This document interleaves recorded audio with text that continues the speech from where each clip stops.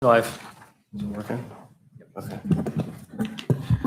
Okay, we'll call to order at 7:02. If you would join me with the Pledge of Allegiance. I pledge allegiance to the flag of the United States of America and to the republic for which it stands, one nation, under God, indivisible, with liberty and justice for all.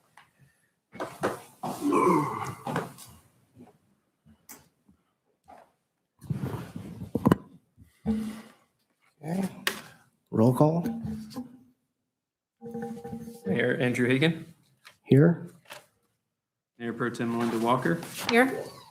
Councilmember Jeremy Engel, Present. Councilmember Sean Stroman, Here. Councilmember Jeff Kay. Here. We have quorum. Looks like we have a presentation today for lumberyard sellers, right? It's a pretty good family business that's been in town here for a little while. My wife's been there quite a few times and has reported back. It's a pretty amazing atmosphere, some high quality people. Obviously, you guys running that. It's pretty amazing that there's like 5,000 businesses, it sounds like, that were up against this particular award, and you guys ended up winning it. That's something to tip your hat to. That's pretty awesome. Did anyone on the dais want to say anything? I just have a brief comment. Derek and Megan, I remember when you came to Planning Commission, when I was on the Planning Commission, you were talking about bringing a wine bar. And here you are 6-7 years later after that initial meeting, and now you're really knocking that out of the park for being Small Business of the Year for 9th Assembly District. So I've definitely partaken in some of your wine and some of your charcuterie, but really I know, and speaking with some of my friends living surrounding communities,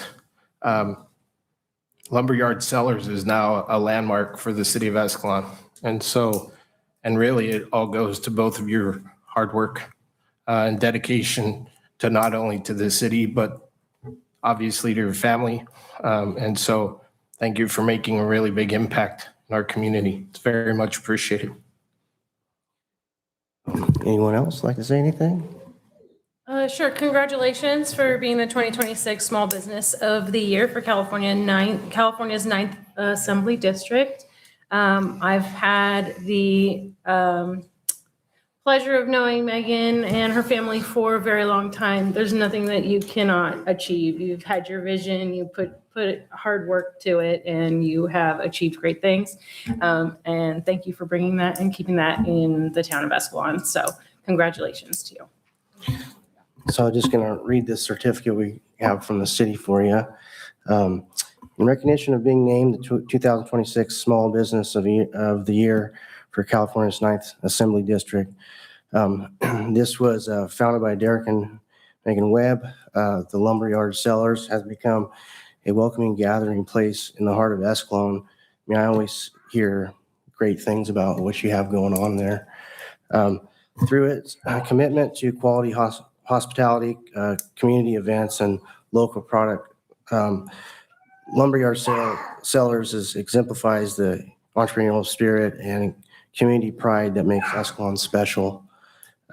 This Escalon City Council proudly congratulates the Lumberyard Cellars on this distinguished honor and express its sincere appreciation for its positive contributions to the Escalon community. So I want to say thank you and give you a round of applause at least.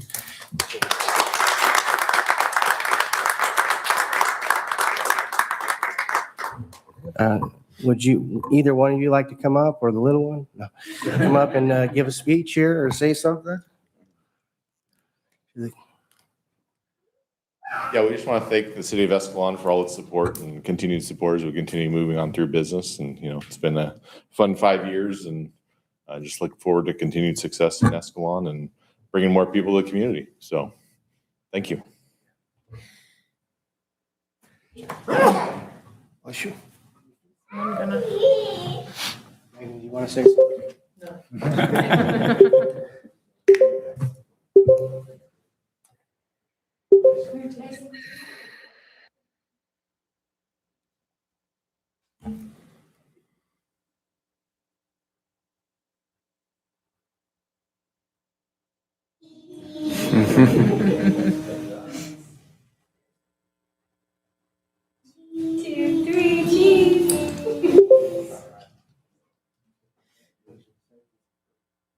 That's all look good.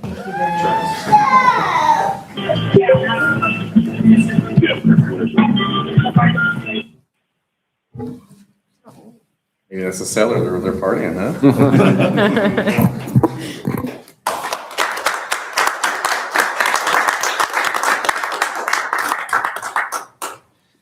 So we'll move on to the consent calendar.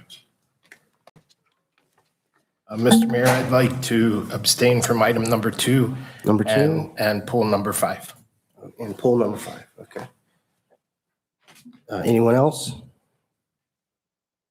Okay. In the audience, anyone want to pull any of these?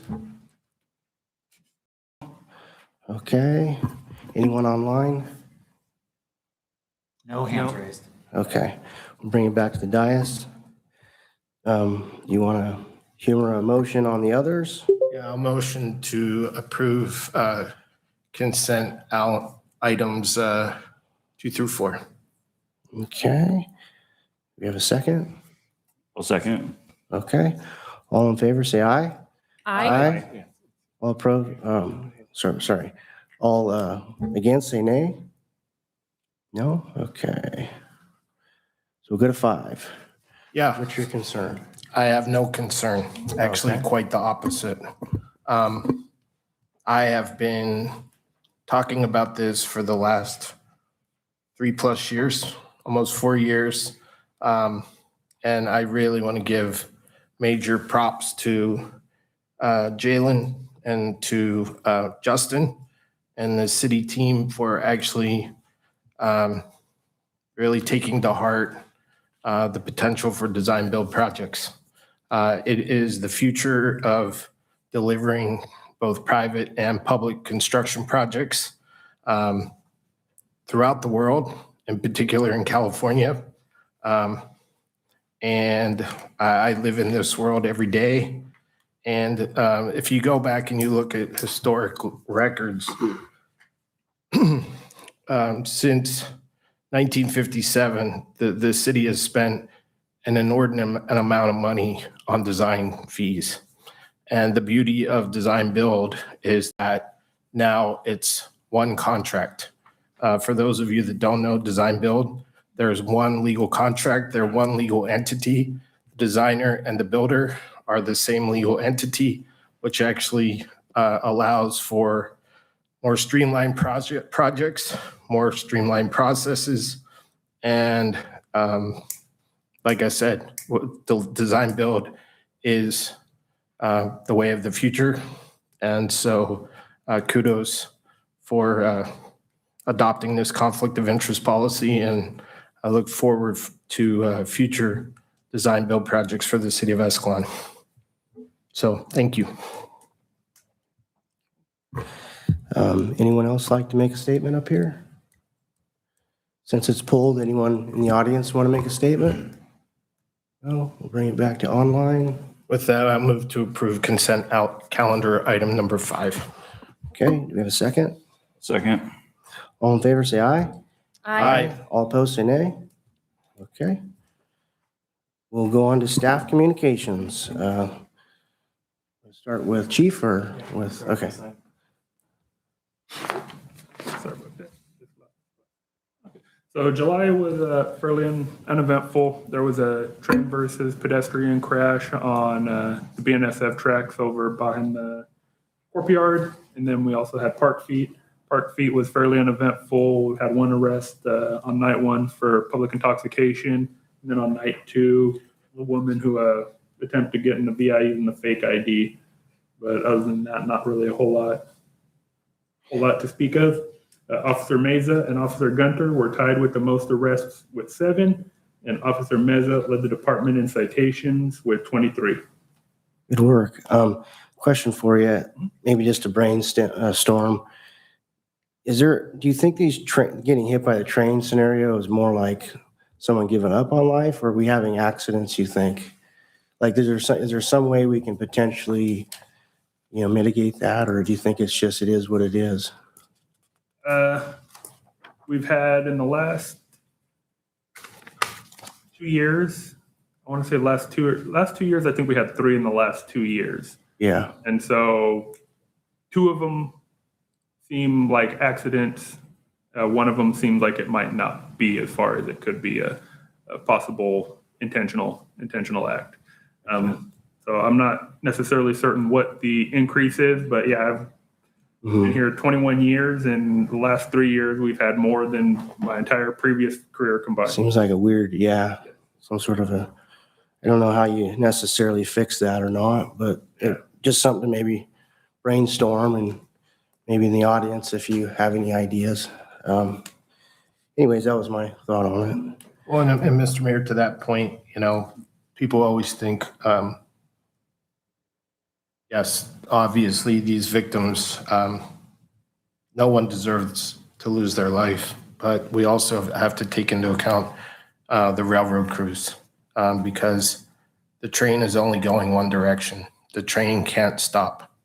And so there are 2 victims in or possibly 3 victims in every incident, if you take into account the train crews as well. So it's definitely a horrible problem the whole way around. And for our police officers and first responders to have to deal with that as well. So it's not a pleasant situation. Hats off to you for having to deal with that, guys, both Public Works as well. Any other questions for Chief?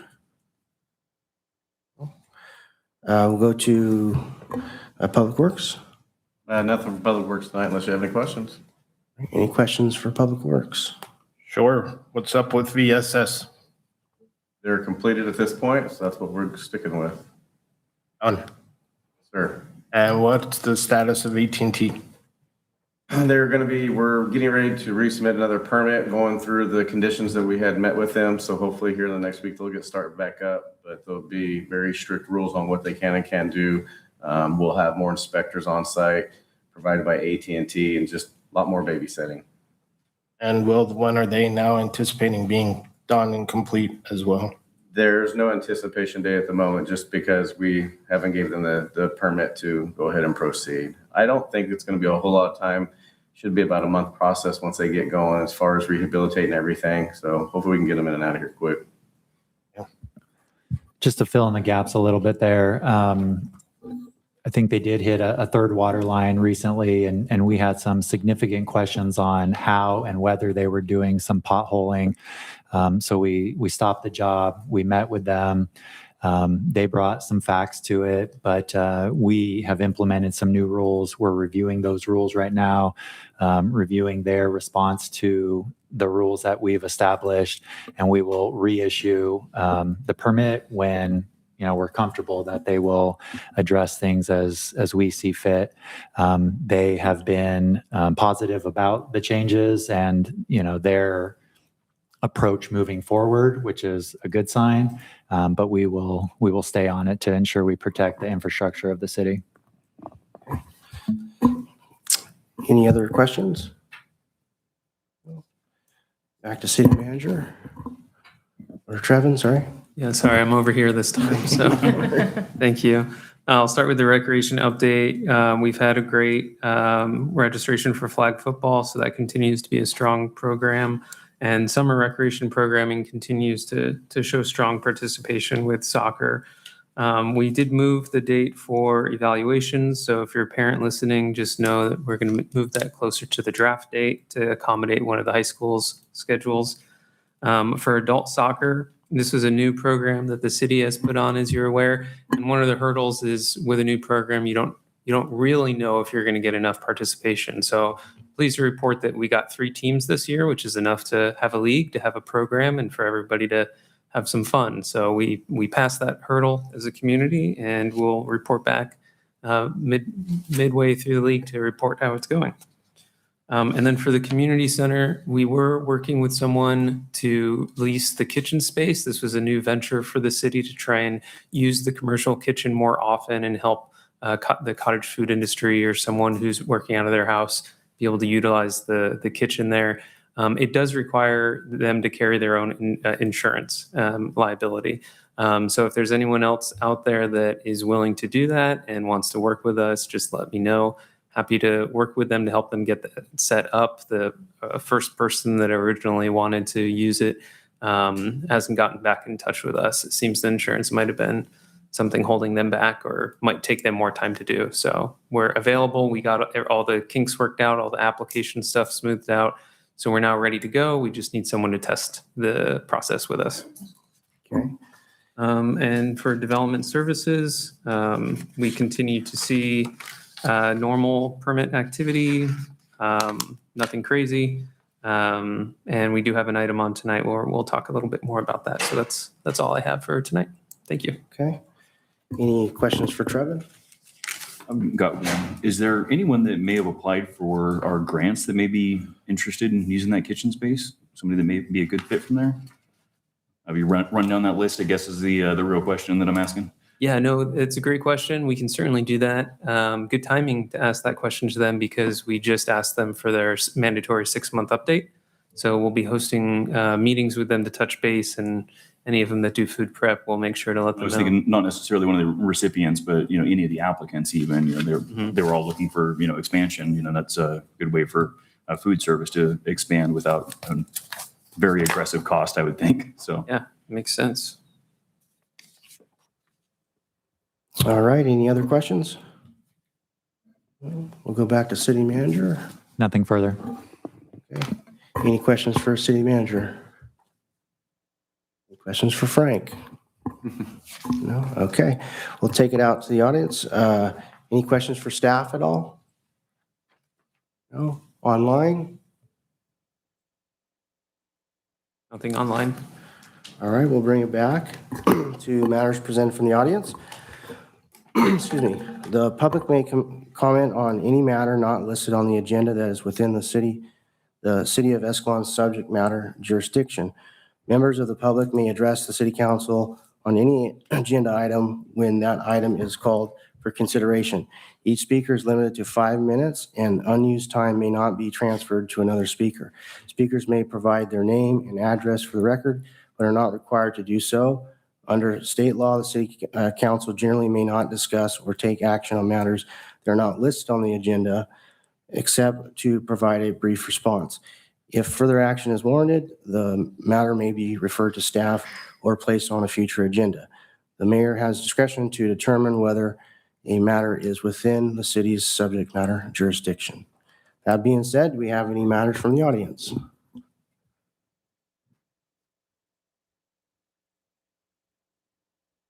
Yes, good afternoon, everybody. My name is Michael Masuda. I came here to introduce myself this evening. I'm running for Congress in the California 5th Congressional District. Oh, I live in Riverbank, so just across the river.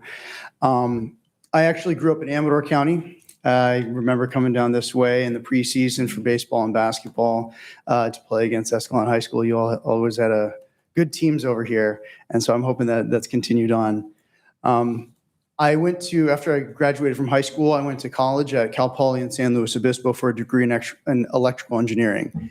And I took that out to the Washington, D.C. area to start a career over there with my wife, working in defense research. And I made my way into the federal government, working as a public servant at the State Department. And now I came back home to California to run for Congress, to be closer to my family. I've got 2 kids in tow with me since coming back. I've got a 4-year-old and a 2-year-old. And I'm very focused on building communities, a state, a country that my kids have an opportunity where they're treated fairly, where they're treated with respect, and that's something that all of our kids can have for them. I really believe that these roles are focused on service, and that it's actually service to all of you and all the members of the community. I am not going to be the one that tells you all how to do your job, right? That's not what a congressman is supposed to do. I really want to work with you all to understand what the city of Escalon needs and how I can be of service to all of you at the federal level. I know the federal government doesn't have all the answers and it shouldn't have all the answers, but there's a lot of resources and things that need to happen at the federal level that can make things much easier and can help address some of the challenges that you all are facing in this community. So I'm here today to just introduce myself.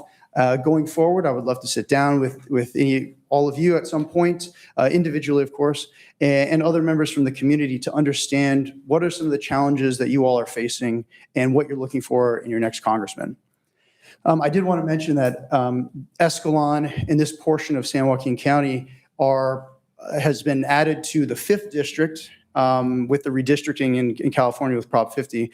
It is one of 12 counties, either in whole or in part, that now make up the 5th district. It goes all the way to the Nevada border from Alpine County down to Death Valley and Inyo County. It covers this whole swath of the Sierra Nevada from El Dorado all the way down to Fresno County, and it touches the Central Valley here in Stanislaus County, in Madera County, and also in Fresno County. This district is the size of West Virginia.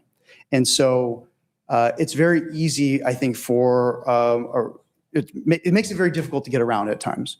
But I firmly believe that showing up, talking with folks, listening, trying to understand challenges, and trying to go to work on those challenges is what this job is all about.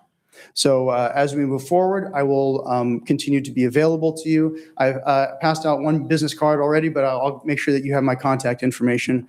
I also wanted to invite all of you and any members from the community that are here or watching online. We are doing a town hall in Oakdale on the 11th of September at the Senior Center there.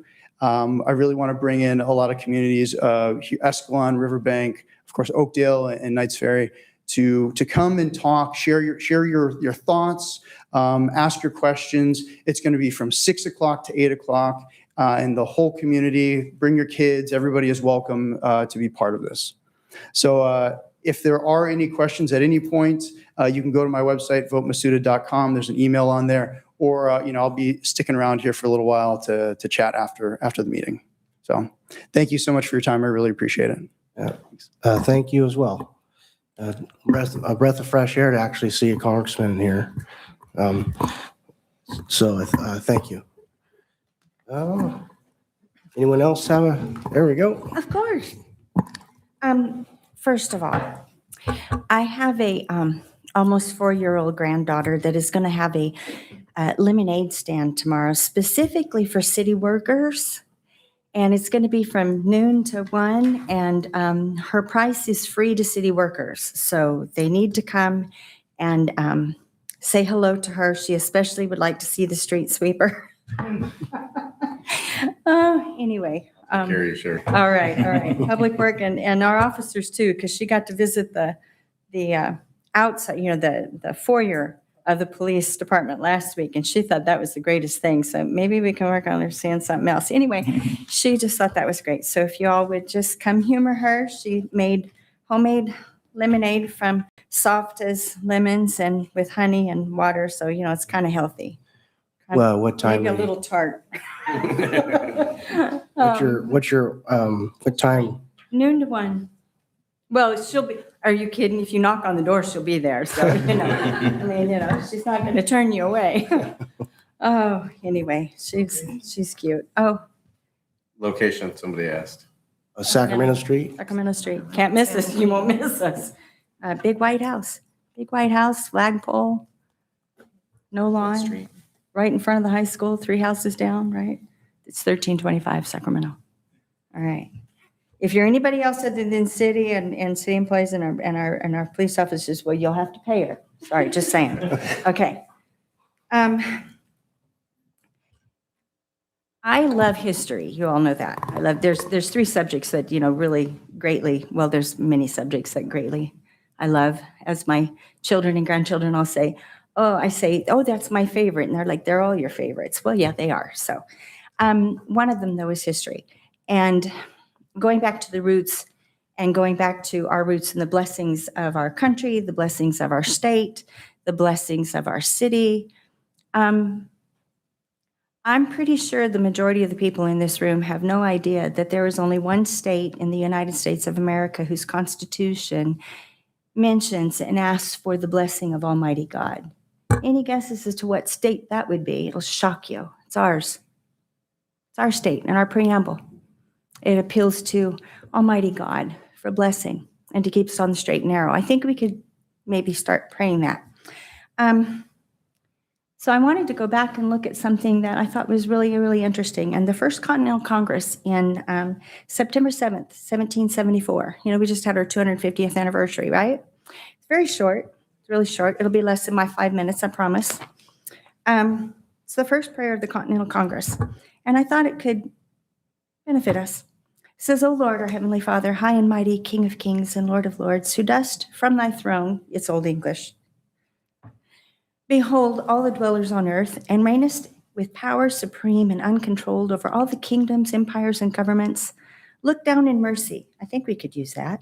We beseech thee on these our American states, who have fled to thee from the rod of thy oppressor and thrown themselves on thy gracious protection, desiring to be henceforth dependent only on thee. And to thee, you, had they appealed for the righteousness of their cause, to thee do they now look up for that countenance and support which thou only canst give. Take them therefore, Heavenly Father, under thy nurturing care. Give them wisdom and counsel. We're a counsel, right? I pray wisdom for you guys. And valor in the field. Defeat the malicious designs of our cruel adversaries. Convince them of the unrighteousness of their cause. And if they persist in their sanguinary purposes, of own unerring justice sounding in their hearts, constrain them to drop the weapons of war from their unnerved hands in the day of battle. Be thou present, O God of wisdom, and direct the counsels of this honorable assembly. I'm hoping this is an honorable assembly. I know you all pretty well. I think you are. Enable them to settle things on the best and surest foundation, that the scene of blood may be speedily closed, that order, harmony, and peace may be effectively restored, and truth and justice, religion and piety prevail and flourish amongst the people. Preserve the health of their bodies, and I would like to extend that to this body, and vigor of their minds. Shower down on them the millions they here represent. Okay, well, Escalon's maybe only a few thousand, but that's okay. Such temporal blessings as thou seest expedient for them in this world, and crown them with everlasting glory in the world to come. And all of this we ask in the name, through the merits of Jesus Christ, the Son and our Savior. Amen. That was Reverend Jacob Duché, rector of Christ Church, on September 7th, 1774. But those words still ring true. And once they're released into the atmosphere and the frequency, I took more than my 5 minutes, sorry, they still permeate. So may you all have wisdom tonight. Thank you. Thank you for the kind words. Anyone else like to say anything? Good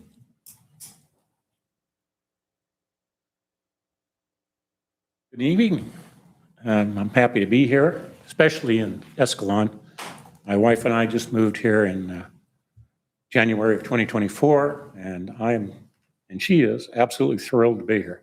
It's the best little community ever. So I hope everyone here appreciates what you have, because it's awesome. The other thing I wanted to talk to you about, and by the way, my name is Travis Clement, and my wife is Connie Clement. We live over here in Countrywood Estates. So Countrywood Estates is what I wanted to ask you about, and it's the assessment. And I was wondering, has anyone ever tried to do this assessment increase since it was originally put into place? Why did it get turned down? Do you have any insight on that? You want to give a brief Can I ask a clarifying question real quick?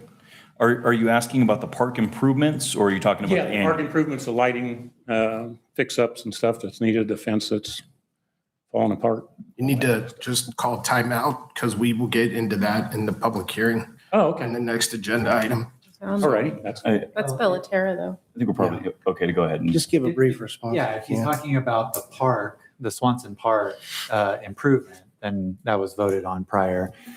Assume you're talking about okay. Okay, my apologies. I thought you were talking about the overall assessment. No, just for the Countrywood.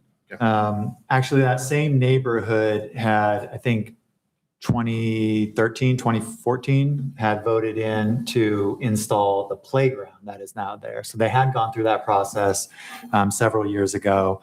I think what we heard from this particular vote is the neighborhood to the north. Is it north? South? south side that's not. The neighborhood to the south doesn't. Yeah, it doesn't, right? The neighborhood to the south is not part of the district and therefore isn't paying into the district. And so there was some views on inequity in that regard. What we also heard, there was many who probably no longer have children and wouldn't benefit from the services as much as those who did. So that was, I think, what we mostly heard in terms of why it was voted down this time. Okay, I can understand that. And the thing for me is no children here for us. Ours are long gone and no grandkids or anything to bring to play. But I know kids need place to play. They need to keep it nice, and it is nice, and I want it to stay that way. And so I voted for the assessment, and even though it was kind of a huge jump from 0.03 for us to 1,000, but I think it's worth it. And I understand, people thinking it's not fair if they're not people that are benefiting but not being assessed. So I get it. Thank you for the insight on that. Thank you again for having such a beautiful city for us to come to. Welcome to the city. Yeah, welcome to the city, Travis. You said Clements, right? Yes. Gotcha.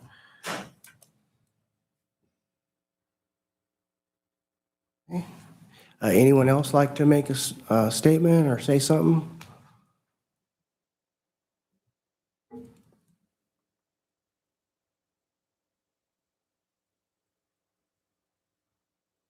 My name's Kurt Paulus. I've been born and raised here in Escalon. I graduated in 1978, and I'm here to offer a proposal caretaker on the property that the city bought from Bavaro's, the 19.2 acres next to the community center. And in my interest in this is where my family, we owned that property for a total of 72 years, which my grandfather and then my father did, and we sold it to Bavaro's. Where I'm a single guy, and there's a little unit in the house where what my proposal is, I have 3 folders here that I could hand out to where you could take a look and get an idea, and I'd come back and tell you, well, my deal connects.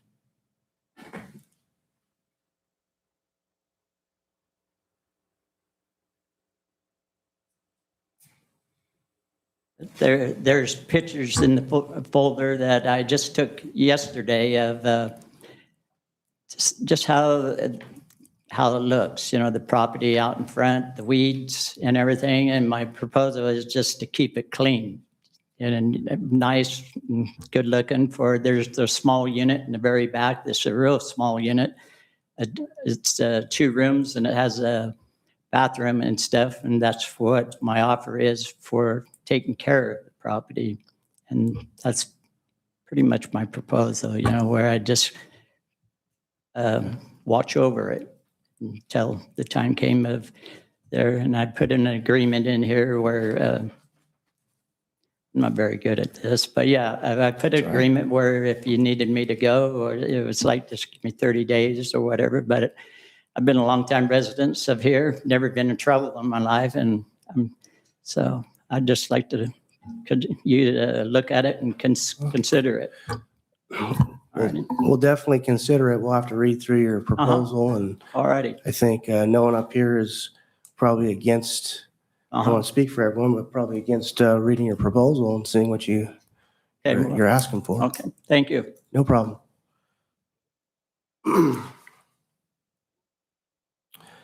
Anyone else? Oh, okay, we'll go online. Okay. Back to the dais. All right, we'll go to public hearings now. We'll start with 7.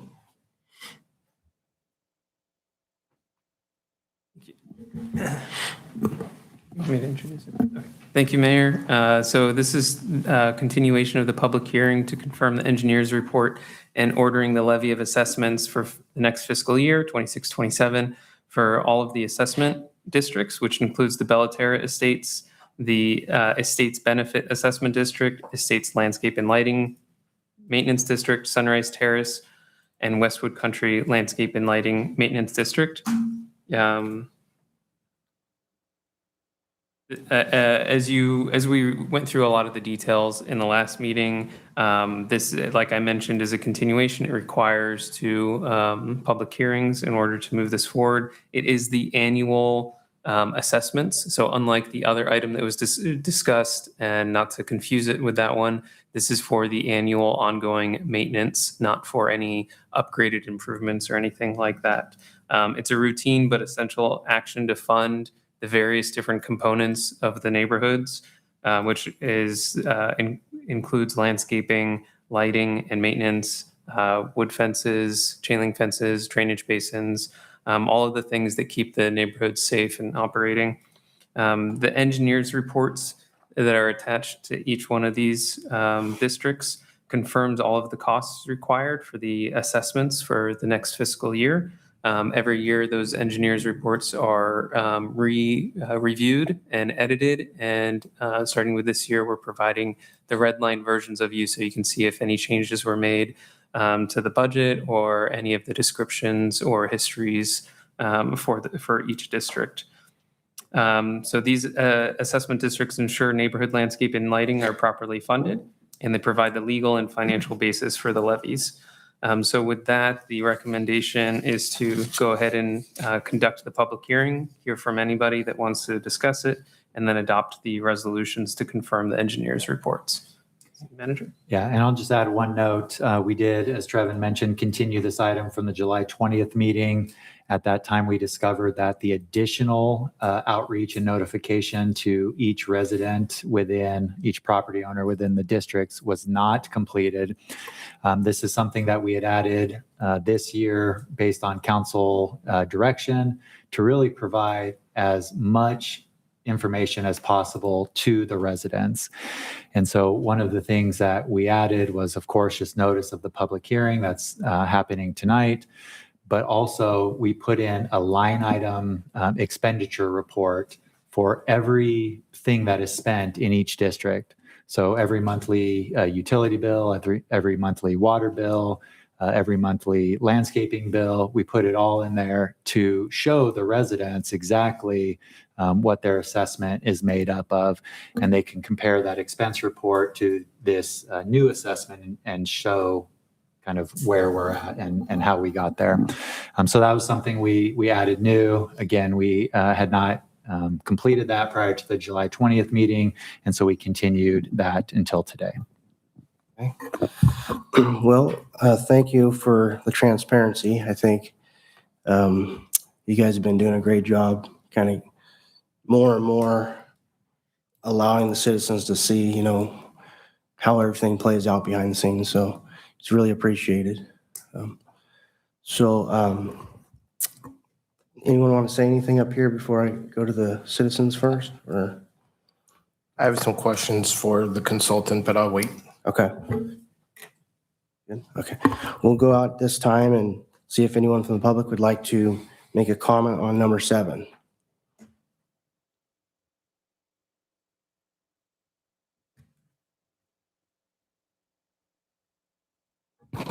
Hi, my name is Loretta Borbazaco. I live in the Bellaterra estate.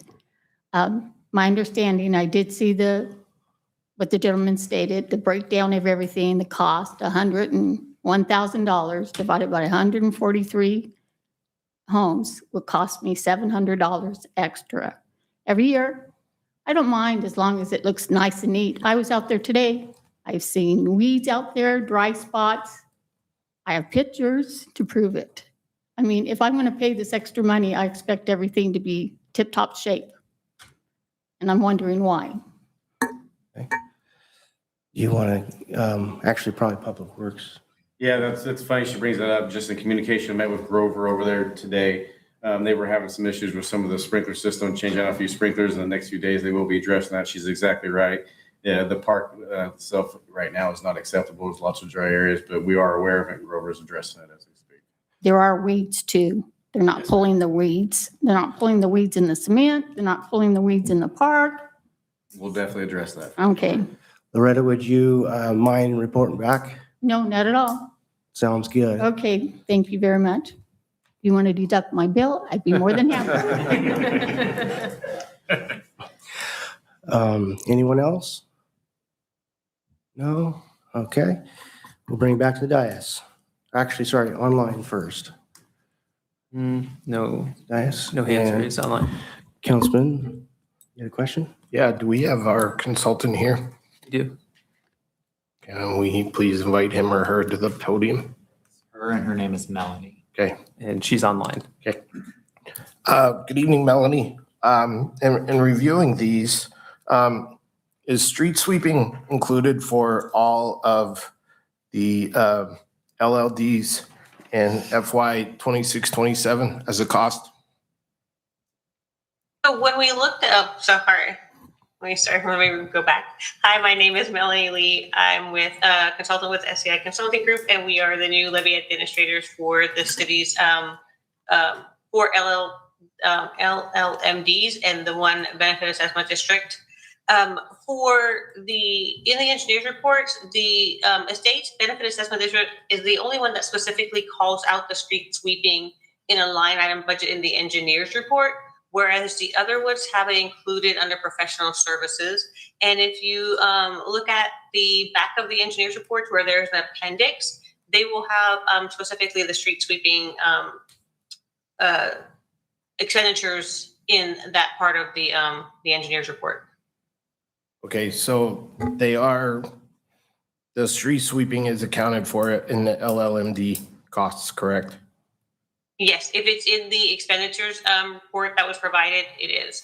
Okay, so I take exception with some of these costs. They're very real costs, and I'm not arguing that they're 100% real costs. I mean, I will say, as the mayor alluded to, the accounting and the reports that we are getting for actual costs are very real, and it's very understandable. But that being said, the intent of an LLMD is to provide a special benefit to those residents within the LLMD, and it's specifically noted the special benefits associated with local landscaping improvements are specifically enhanced desirability of properties due to proximity and accessibility of the improvements, improved aesthetic appeal provided by a positive representation of the development, neighborhood, and the community, improved accessibility for emergency vehicles, and reduced vandalism and other criminal activity. If I'm going through and I'm looking at some of these costs, I don't know. I take exception to the LLMDs because the grass at Sanchez Park is the same color green that's currently at Shadowwood Park. The masonry wall that is at Brentwood Estates is the same masonry wall that currently surrounds Bellaterra. And I understand we have to cover the costs. That's our job as council to ensure that the community or the city remains financially solvent. But as we witnessed with the 218 vote that came before us regarding the improvements of what's this park?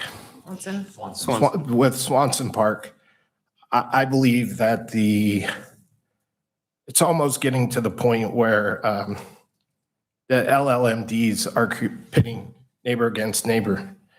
We have an audience member in the audience tonight that when the discussion came up regarding the improvements at Swanson Park, he specifically told the council, I'm not paying for those. I will pay for those improvements, but they have to belong to the LLMD. And essentially what we have is, and I understand it's a choice. You decided to move into that neighborhood. You decided to take on this extra cost. However, I did an informal poll of residents in all of the LLMDs. I asked them one simple question. Explain to me the special benefits that you get from living in an LLMD. And 5 out of 5 people said, not a damn thing. So, but it's our job to make sure that the city stays financially solvent. If we vote this down, then the lights go off, then the grass grows. Now, to what the lady said previously, then we have even more weeds. But I think we as a council really need to look at what we're doing for LLMDs moving forward. Because now what you have is you're pitting neighbor against neighbor. The people that live within the LLMDs don't understand the benefits that they're getting. Question for actually city manager wasn't here, but so question for Public Works. When we put the backstop in at Shadowwood Park, did that trigger a 218 vote? I do not believe so. So how do we charge the residents of Bellaterra to repair a backstop that they never even proved to be put in the first place? And additionally, the reason I asked the question about street sweeping is I live on Yosemite Avenue. Street sweeping to me is part of the taxes that I paid. If you ask those same residents on California Street, guess what? They're paying for street sweeping. So I'm imploring the council and staff that we seriously need to look at what we're doing for LLMDs moving forward. Because if our residents aren't understanding and can't appreciate the special benefit that they're getting, why do we even have LLMDs in the first place? That's all I want to say. Well, I'd say, personally, I would think you need to maybe formulate some more specifics. That way, if there is something that's being lost in translation, it can be translated, as well as, the understanding of why, I think, is important. Other than that, I think, if you don't have these things in place, then generally speaking, it's my understanding that those general areas start to kind of become dilapidated or start to fall apart. So maybe we can do a better job at, I think, at some point itemizing or showing exactly, what they're getting if they're not quite understanding what that is. I don't think Is that that's what you're saying? necessarily the issue, Mr. Mayor. Then what's the issue? I think the issue is that the original intent of the LLMDs was to truly provide a special benefit to the residents when they moved in there. And through time, through attrition, through what have you, the special benefit is lost. For example, improved accessibility for emergency vehicles. What on God's green earth are we doing to provide improved accessibility for emergency vehicles in the estates? There's no improvement. In fact, it's because the streets are so narrow, it's actually creating a bigger bottleneck. And so I'm asking, I don't have the answer. And this isn't going to turn into a complete complaint session because we are not here the whole time. But the reality is we need to figure out holistically what is truly the special benefit that our residents within the LLMDs, what are they getting? What are they getting for what they paid for? Well, I guess what I would say is maybe walk through that exercise and maybe for each LMD and specifically write down what your concerns are, so then we can kind of talk about it and see if there's some solution or some issue that maybe we're missing. I'm not against, looking at it, but I also don't fully understand what you're saying, but I'd be more than happy to go over it with you. Well, I think it's more so a general conversation at a future meeting. Okay. Yeah, I don't have a problem with that, but With that, can we? I think it needs to be more specific. I think you need to, right now you're talking in generalities a lot. You did give one specific, but it would be nice to kind of, I think you'd have to hit these one at a time, or you'd have to have some sort of, research of it in the background, see if there's something that can be fixed. And if it can't, then I'll be more than happy to bring it to the dais. Okay. Can we reopen the public hearing? Can another council member speak first? Yeah. I personally. And Mayor, if you're going to reopen the public hearing, I would just be cautious of that because we can't open and close public comment in public hearing just arbitrarily. And someone wants to, because at some point we're going to have to say no to somebody. They're going to say, so we just have to be careful with that. I get it. Councilman Kay. I personally think the statements that you just made were actually a lot more divisive than running a 218 vote for something that a member of a community wanted. You know as well as I do, with the initiation of Prop 13, it limited the tax dollars that were there to provide for park services, water services, lighting services, general upkeep. And that's why LMDs, all of them were created in the first place. They weren't created just so that you had all of these special benefits over every other neighborhood. It was so that it could support the things that were being put into that development as it was being built. And you know that as well as I do. Your backstop, that was about the only interesting point that you had there as to something that, yeah, if there wasn't a 218 vote for it, I don't believe that we should be able to charge that LLMD. Aside from that, I think that you know exactly why these fees are charged, why all of these things, why they're listed the way that they are, including street sweeping services. Every one of those has to be accounted for as these neighborhoods are built. Otherwise, there is no way to finance them.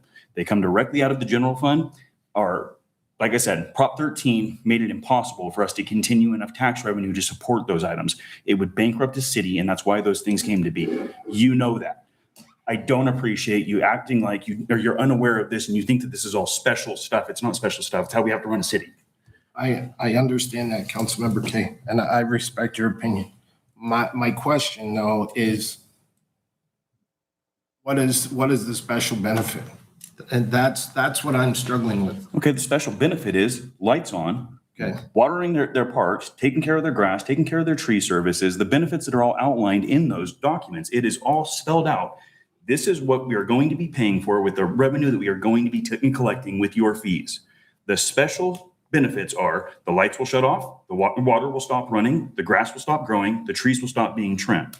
All of it is outlined there. When the wall falls down, that's your wall and it's your problem. That's what would happen if we charge accordingly. Okay.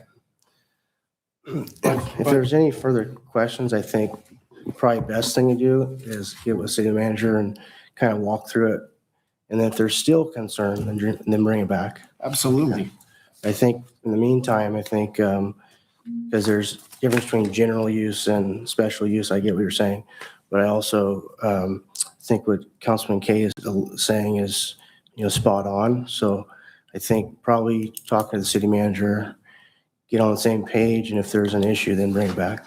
Maybe we need to have a town hall and explain how it is that LMDs came to be and where these fees come from. I don't know. But, we know full well why it is that we charge the things that we charge for. And like I said, your backstop statement was about the only one that does actually spark my interest, as that is something that if they didn't vote it in, the backstop's into place, the city should be taking care of any repair cost for them. We should not be billing the residents for it. Did we fix a backstop this year? Yes, well, it was charged in 25, 26. It was charged in the repair. The repair was, yes. okay. So, I mean, that is something that should be addressed, individually and probably before we vote this in. Because I agree with you. If they didn't vote it in as a 218 vote, we installed it as a city or a private entity, one of, Lions Club, et cetera, whatever it was that put it in, then they are not financially responsible to pay for that. But aside from that, all of the rest of that was a whole bunch of hubbub about nothing when, we know why it is that we charge these fees and why they have to be paid. Pro Tem? Yeah, I have a couple of comments. I don't entirely disagree with Councilor Stroman. There are in the language in the engineer's report, general benefits and special benefits, and these LLMDs are supposed to have special benefits. They do We do have the parks and the playgrounds that are upgraded. They are upkept. They are repaired much more often. For example, Sanchez was dilapidated. It was not in the LMMD, and to get that replaced, we had donations from Lions Club. They redid that whole park, and that was how we actually got the funds to do so. In the LLMDs, those playgrounds get repaired, and may or may not make choices on what trees go in when there's an LLMD and when there is not. So that there are those choices. There are special benefits. Do I think street sweeping is one of them? Probably not. That could be a discussion. There are here and there what is general, what is special. So don't entirely disagree with you, Councilor Stroman. As for the backstops, if I remember correctly, because I think I was on Recreation Commission at the time, those were a COVID expense that we had COVID monies for. And then that was to separate so that kids have more places to play, so they weren't just all collecting at our one park that has baseball fields. So I think we used some of our COVID, if you can correct me if I'm wrong, but I do believe we put in extra backstops at extra parks so that we had more play space spread out. Is that, do you recall? I can't give you comments on the funding. I'm just asked to put in a backstop, and we put it in a backstop. But it was around that time period, is that correct? You are correct. Yeah, so that is how the backstops came to be and why the backstops came to be and why we weren't waiting for a vote on it. And it was minimal cost for those metal backstops as well. So that's how they got there, why there was not a pause on those. Well, my statement is just that if we put it in as a city and we didn't do a 218 vote on it at the time, we can't charge them for repairs on it now. 100%. Correct. I think that our legal professional would agree with that. If it's not listed as an improvement in the original formation documents, then yeah, I would agree with it. But I can't opine because I don't have it. I don't know. Right. But if that's None of us have that information. in if front of that's the case, if your major premise is true, then yeah, then that's true. Why don't we research that and see Yeah. where we're at there? And then in the meantime, if we do find out that there's validity to it, then I don't know if there's any way we can retroactively, make that right. I'm sure there could be a credit or something for the future year. We have to get this to the auditor controller's office tonight. So if we don't, then we're going to miss a whole year's worth of revenue. So I would not, until we can investigate that with precision and double check all of the facts to make sure it's true, I recommend that you levy the assessment tonight, and then we can always apply some kind of credit or something against it difference for the next tax year. I think that seems fair, but. Mr. Mayor, can I make one more statement? I really appreciate your feedback, Councilmember Kay. My point was that, yes, we're up against a deadline. We cannot just stop a whole year's of assessments moving forward. Totally respect that. My point was that I think from what we're seeing in these engineers' report to what we used to see 4 years ago is night and day different. It's completely different. All of the bills are itemized. Everything's listed out. We know exactly where the funds are going. My point is that I just would like us to, and the four of you don't have to do it. I will take on this responsibility. All I'm saying is that we want to make sure that we are doing right by our residents and ensuring that these costs are truly a special benefit. I think that, we're kind of beating a dead horse here. I think honestly, what we need to do is just research it. Yep. I have no issue with obviously do right by the community. That's I think why we're all up here. And if you find something that is genuinely an issue, we bring it back. But Okay. I think right now, I think we need to realize, that both everyone's made their statement except for maybe Councilman Ungel. I think if I have anything to say at this point, it'll be redundant. I think all the points were covered. Okay, so I would humor a motion. I'll just state that we as a city have been known historically to lower assessments after realizing we have assessed higher and we do lower in following years. So historically, we have set a precedent to be able to go back, look at that, and then lower those assessments in the future in the following years. So we'll go ahead and talk to staff in the future, and we'll just see what we can find in those numbers. Do we have a motion on this? Sure, I'll make a motion. Mr. Mayor, I'd like to motion to adopt resolution number XX26, confirming the engineer's reports and ordering the levy of assessments for fiscal year 2026-27 for the Belterra Estates Landscape Maintenance District, number 01-1, Estates Benefit Assessment District, number 06-1, Estates Landscape and Lighting Maintenance District, number 06-1, Sunrise Terrace Landscape Maintenance District, number 96-1, and Westwood Country Landscape and Lighting Maintenance District, number 02-1, and investigate the potential overage and cost for the backstop and issue a refund if necessary. Any second on that? I'll second. Okay, all in favor, say aye. Aye. All opposed, say nay. Okay. On to number 8, city manager. Thank you, Mayor. So the item before you is to consider a software program that the city is looking at. In this particular case, it's up to a 7-year agreement. We get pricing for 7 years. It's not necessarily, we're not bound necessarily by the 7 years. But I will get into the introduction and then I'll turn it over to Trevin and the team to walk through the rest.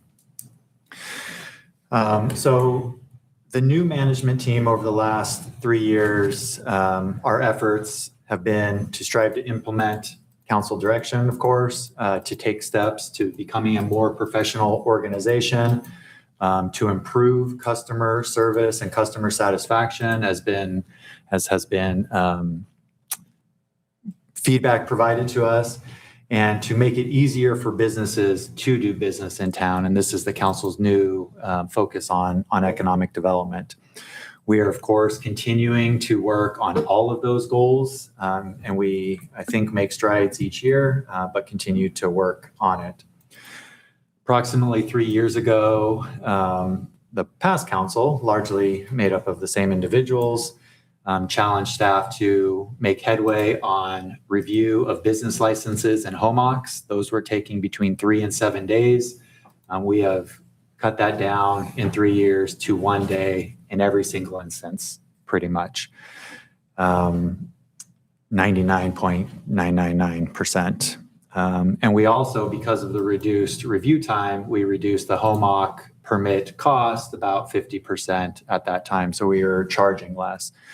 So this was the kind of first foray into looking at how to improve the process, how to streamline it a bit. And it's been successful so far. Then as we adopted the strategic plan, the council's strategic plan that looked at economic development, as we formed the economic development committee, and as we started to draft the economic development strategic plan, much of the conversation in both of those circles, the EDC, the Economic Development Committee, and the Economic Development Strategic Plan, have focused on how to streamline and make the process smoother for businesses to come in, to renew their business, for HOMOCs to come in. And so software is one such tool, of course, to help to streamline, to take some of the human error and the human processing. We're a small staff. We have outages sometimes, illnesses, vacations, those types of things. And so as we were looking at various software programs, we came across OpenGov, and we view it as one of the best out there for sure. Now, what we recognize is there's a cost associated with this effort. And we bring this to the council with that background, that we are looking to make it more professional organization, to streamline the process, to improve customer service specifically for businesses. And so with that, I will turn it over to Trevin and the team to kind of walk through the specifics of the OpenGov program, what it does, what it doesn't do. And in that presentation, we'll walk through the costs and some of our ideas that we have to offset some of the costs so there's not as large of a general fund subsidy. Thank you, City Manager. And I'll dovetail right into the history on that. As soon as I came on board, one of my major tasks was developing an economic development strategic plan. That was going to take some time. We knew it was going to take about a year to do that. So we worked with the Economic Development Committee to create an interim economic development strategic plan or a work plan. That included the small business grants that you're probably more familiar with, but it also included a couple of other items. We explored with you the concept of a small business incubator or a rentable office space in City Hall, and that had its drawbacks, and we didn't pursue that. One of the other items that was on that short list that was approved was looking at a permitting system. And so that's where the context of this came in. And over the past year, we've had other hot button priorities for economic development, like the grant program, but staff continue to poke and look at different opportunities to have a more modern system that can give our staff the tools they need to be immediately available for customers and immediately responsive to customers as they expect in a digital age. So that led us to looking at our current software providers to see if we could leverage something that we already have to provide services to our customers and our citizens, such as Tyler and Numio and HDL. Those are some of our providers that we've used in the past for different services, and they had a solution for permitting, which we reviewed and looked at, but they didn't necessarily meet what we needed. We looked at other governments nearby to see what they were using, which included ClearGov and Blue Dot, but also those didn't really include everything that we needed. They just had components of what we needed. So we looked at multiple platforms. We went through demonstrations on each product. We looked at references and we compared costs.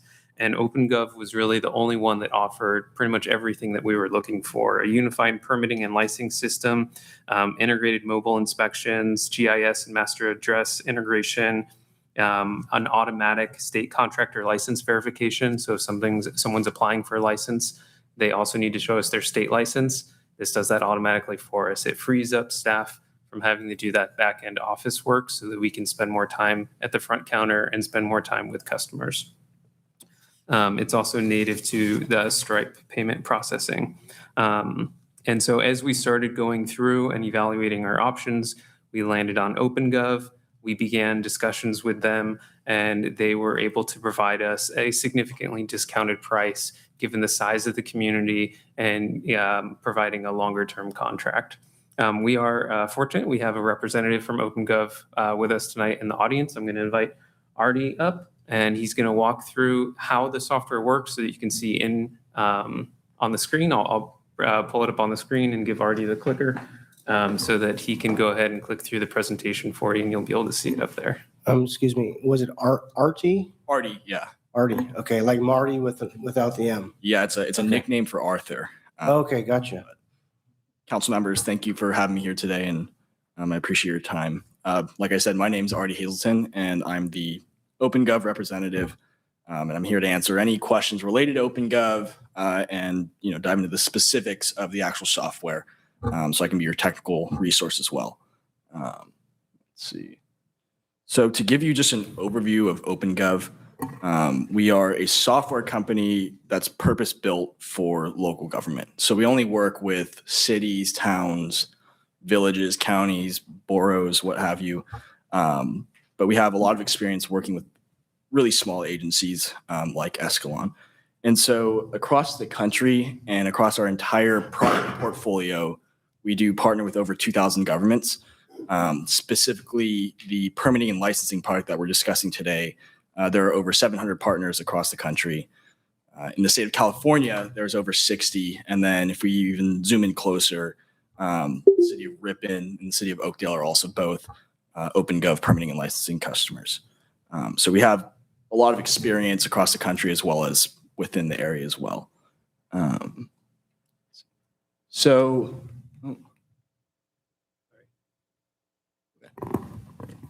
So I'm going to summarize instead of going through every single one of these bullet points, but the benefits to working with OpenGov is twofold.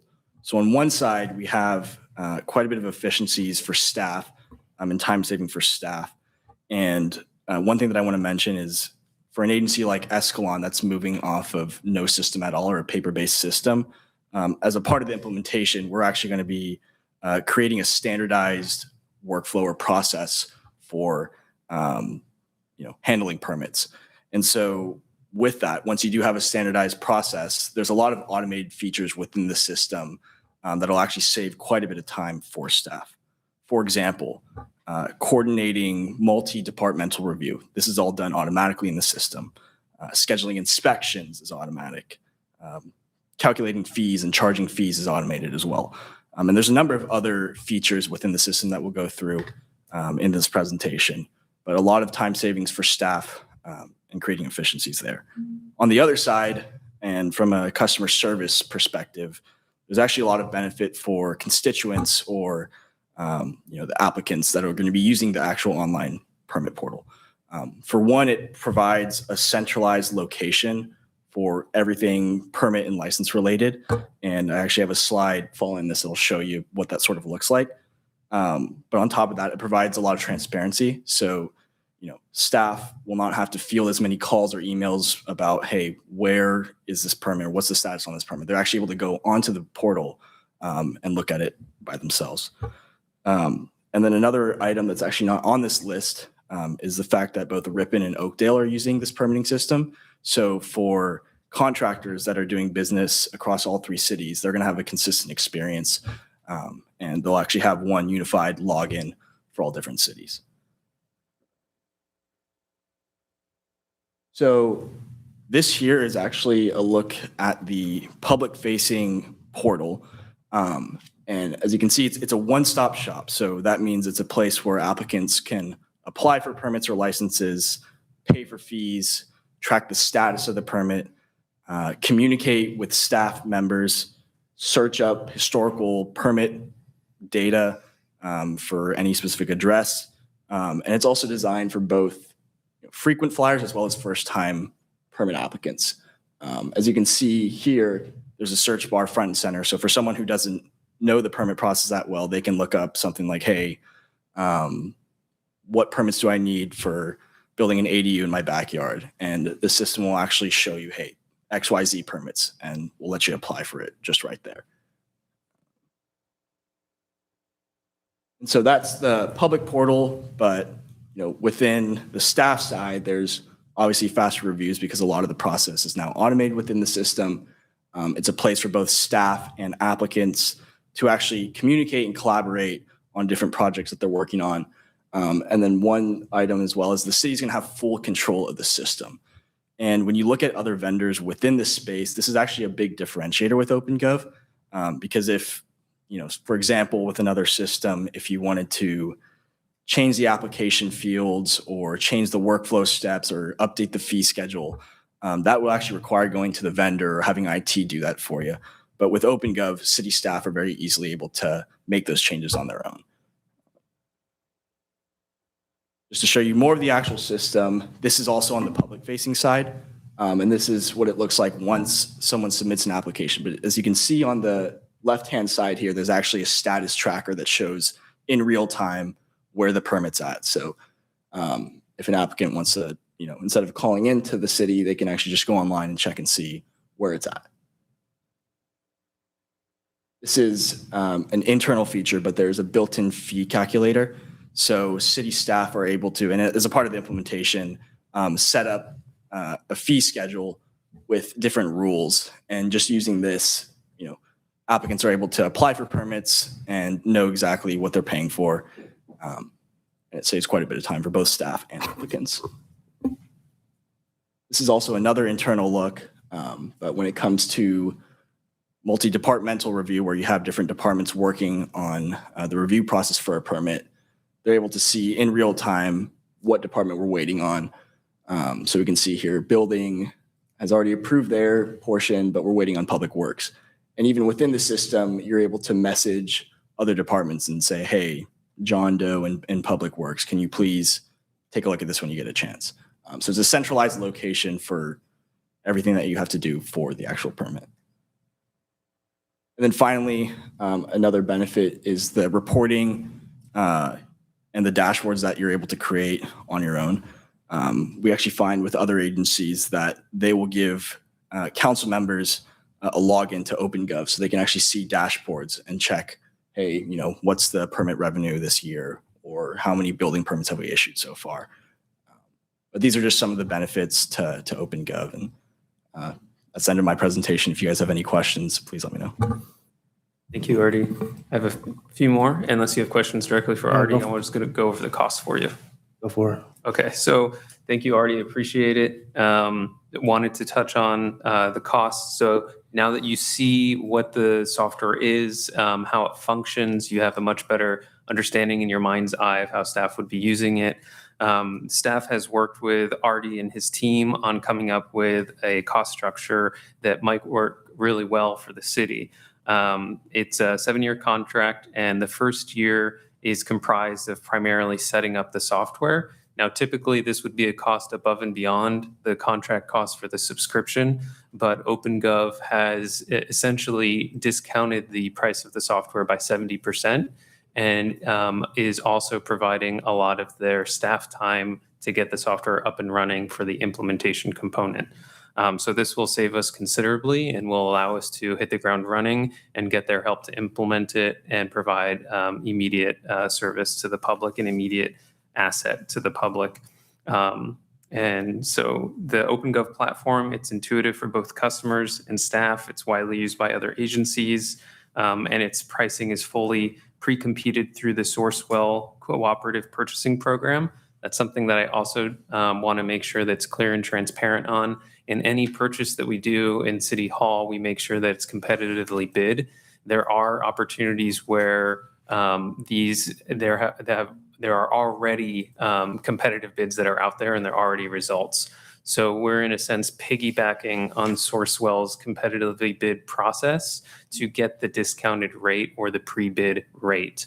On top of that, we're getting the 70% discount for the first year and then the 40% annual discount there moving forward every year on top of the pre-bid price. So we're getting a considerable deal on this software program. It is a software as service agreement, and so we use it year by year. And so that's how the contract is set up. Now, to support the cost of this software, we wanted to try and be creative in not putting all of the burden on general fund and competing with other departments for other services within the city for this. So we looked at a way to slowly escalate our building and development permit fees so that we can slowly absorb the cost of this system and be able to provide better services to our community. And so that's what you see in the chart in the fiscal impact. Is you see the explanation of the costs, and then you see the slow ramp up year by year, where we've projected what it would look like if we did a 3% to our building fees. And we took our last year's fees to be able to calculate those results. Yes, and I can put that on the screen. So that concludes my discussion of the fiscal impacts. Happy to answer questions. Already still here, happy to answer questions as well, and I'll put it up on the screen for the public. Any questions up here? Mr. Mayor, I have a couple. Yeah. Well, at least one. Go for I did want to say thanks for explaining the ROI, because that was my biggest concern, right? How do we get our money back? I think you did a good job of explaining how we're able to cover those costs over the full term. So I guess that leaves my question to be for... Is that for Artie or for... This is for Trevin, yeah. Okay. Or it could potentially be for Artie as well. But while I definitely appreciate a system in place for licensing and permitting, I brought that to council, several years ago, and you guys have done a great job with that. So to see that we're furthering that is encouraging to me. But while the majority of us are, transitioning to digital formats, there is still a percentage of people who aren't. So will applicants still be able to come in and process over the counter if they're not tech friendly? Yeah, absolutely. Yeah, that wouldn't change at all. The goal is to be able to provide more face time with the public and have staff more available instead of working on back office tasks of routing paperwork. No, I think it looks great. Thank you. Any other questions up here? Just a brief one. Confirming, when I talked to the city manager about this item, he noted that we're not locked into a full 7-year contract, and we can evaluate after year 1 if we're truly getting a return on our investment moving forward. I guess my question is to you, how can we confirm that, yes, we are freeing up staff time? How are we, without losing that customer-centric focus, as the city manager alluded to, we took the business licensing down from 3 to 7 days to 1 day. I want to make sure that we're still maintaining those customer service levels moving forward. So how can we track that to make sure that we're not losing that customer-centric feel by going to an online service like this? We will still track it the same way. So right now we track the timeline for closing out new business license applications and processing them. And so we'd still have that as staff to be able to track that. That wouldn't change. Yeah. And I'll just, what I think your question is, and Trevin has mentioned this, there's a lot of back end work to be done processing licenses and permits. It is no contact with the customer. And what we believe this program will do is free up that time so we have more time available with the customers. So, business licenses every year, annual updates, very manual process for us. It takes 2 staff members, the better part of a month to do some of that. So with a program, we can do more of that in a streamlined fashion, freeing up that time to be able to provide more customer service. And to your question a little bit, managing a permit or license online doesn't preclude us from still helping that customer at the counter and taking in a physical copy of the permit, and then we just process it through the online portal therefrom. But as was mentioned by both Trevin and Artie, it gives the customer who happens to think of something at 10 o'clock at night or on a Saturday the ability to look up the status of their permit or their license without having to wait until Monday, or without having to wait until the staff member returns from an illness or a vacation or something. So it gives them more visibility, more awareness in a digital platform through this program. But if they're not digitally savvy, they can obviously still call the city and we'll be able to help them with that as well. So you're saying that it's not going to decrease the physical face-to-face handshake conversations with the businesses? Like, are you going to actively go to these businesses and be constantly, there? Because I think there's a lot that gets lost in translation through digital stuff. You know what I'm saying? Yeah, honestly, it'll decrease it for those who don't want the face-to-face interaction, and it'll increase it for those who do.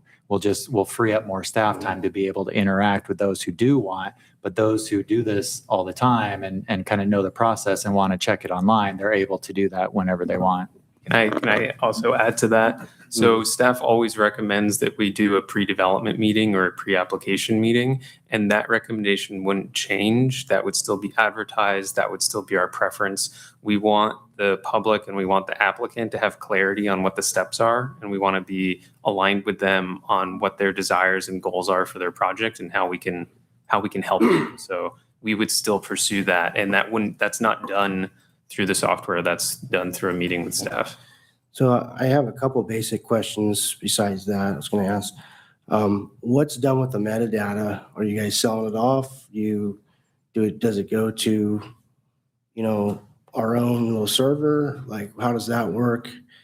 And then the other would be, what else is on there? Like, as far as RENA numbers, all that stuff, is that on that website? To answer the first question, no, we don't sell your data. It's all hosted on the cloud, but you own all of your data. And then could you repeat the second question? I can answer that. Got it. So the second question for the public was RENA numbers. I don't see this software tracking the RENA numbers. That's still something that will be done by staff through the housing element implementation that we'll do by hand. Someone out in LA isn't cherry picking. I just want to make sure I'm clear with the potential technology as far as how it could be abused or not. Correct. Yeah, this won't report the data or provide the data to some stranger online. So yes, correct. Okay. All right. All right, that's what I have. Anyone else up here have questions at all? No? All right, we'll take it out to the public. Thanks, Artie.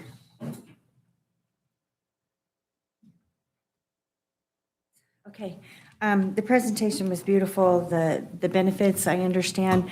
I'm coming at it from a completely different angle. I'm coming at it from somebody who lives within a budget, and so my question is probably ignorant. If I buy TurboTax, for example, I pay one fee. It doesn't matter if I do just mine or if I do 100 of my neighbors, the fee's the same. And the more TurboTax sells their software, the more money they make. So my question is, if it's software, the price to me, from where I sit, goes from 39 to 58,000 for software. So when software is developed and it's there pretty much after software, and I understand you're going to have, help and you're going to have people that you can call and help you with this, but that's a big jump. I mean, if it's the same software, why does the price go up? It's typically, once something is developed, the more customers you get your money with more customers, not you've got a product that now you guys like and it's supply and demand. I get it, and it's what do I want to call it? Profit, but it's a little much. It's a whole salary. So to me, I'm looking at that and going, okay, it's software, and once you put it in place and it's going to run itself. And so why does the cost keep going up? And why is it so dadgum expensive? And I appreciate that I can still call because I am not a techie person and I don't want to do it online. Okay, thanks. Can we get Artie to answer that question? Yeah, can somebody? Yeah. I think I could do a half-baked job of it, but I'm sure the professional can do a better job. Yeah. So yes, the pricing does increase 5% year over year. And the reason for that is we provide the product enhancements to all of our customers at no cost. So I think what you'll see with a lot of other vendors is they'll have, OpenGov 1.0. And then if you want the newest version, you got to pay for the upgrade for OpenGov 2.0. With OpenGov, you're getting the best system at all times. It's constantly improving, and we do put a lot of funding into our product development. And the permitting and licensing product that we offer is actually the one that's developed the most. So that's the reason why there's a pricing increase. I would have gone with cloud server storage and, all the electricity and expense that it takes to run all of that increasing over time and all that fun stuff as well, just to add to that, Sherry. It's very true. Okay. Any other questions out there? I just want to make a comment for Sherry. On page 389 of the agenda, Sherry, it kind of down at the bottom, you'll be able to see what the estimated labor savings is. So it kind of justifies that. And then it talks, the annual operation costs. So what that actually saves. And then for like a staff member, just to throw it out there, if we were to account for a staff member's total compensation package, we would significantly surpass the numbers that are put out there. Any other questions out there online? Okay, we'll bring it back to the dais. Thank you, Artie. I definitely see where there's increase in efficiency for sure. Are we getting some reason of thinking we're going to have like a significant influx of permitting? That's going to be a game changer that would justify needing this, or is it just more for a back end efficiency? I think, this first started with economic development and potentially more or new businesses coming in, and being able to have a streamlined, smooth, professional process to help us in the attraction and processing of new businesses. Otherwise, we don't expect an influx. I think we are reacting to, from 3 years ago until today, some of the comments we've heard from council pre-strategic plan and post-strategic plan. I would say this is not cutting edge technology, right? This is sort of a baseline for many cities to move from the kind of paper manual process into a program like this. So no, we don't expect an influx, but we do want to help future businesses if we get things going like we want to, Liberty Business Park, in the Opportunity Zone on the west side of town, those types of things. Okay. Appreciate the insight. At the dais, any thoughts or? So just a very quick thought, and the quick thought is I'm not against the 7-year agreement. The only thing that I would request from staff is maybe a brief annual update just to ensure that we're still meeting customer service expectations and making sure that we're getting the return on investment. And if it's not working, please be transparent with the council and just say it's not working. We need to stop this deal or stop this agreement moving forward, just to make sure that we're doing right with taxpayer dollars. Any other thought? Sure. Sorry, any other thoughts? State really quick. Very beautiful presentation. I can see that this can be useful in a lot of bigger jurisdictions that have a lot more permitting. I wish we had that. We were expecting to have a huge influx coming in. I'm personally on a mission to more humanize than automate right now, and I'm just kind of going in that direction. So that's where I'm coming from right now. I'd rather to have humans and personalization more than automation and digital things. I'm much rather on the analog run right now. So that's where I'm at, and those are my thoughts. Any other thoughts? Councilman Ingo, you good? I'm good, thank you. Councilman Kay and Stroman? Good. Okay. Do we have any Are we making a motion on this? motions? Yeah. Oh, we need to, I think. Or yeah. Did we open it up to the public? Okay, sure. Yeah, that's right. Mr. Mayor, I'll make a motion to approve a 7-year agreement with OpenGov Inc. via VirtuSoft for the implementation and subscription of a digital permitting and licensing platform with an annual check-in with the council to ensure that customer service expectations are being met from the public, and authorize the city manager to execute all related documents. I'll second. Okay. Yeah, second. All in favor, say aye. Aye. All opposed, say nay. Nay. Okay.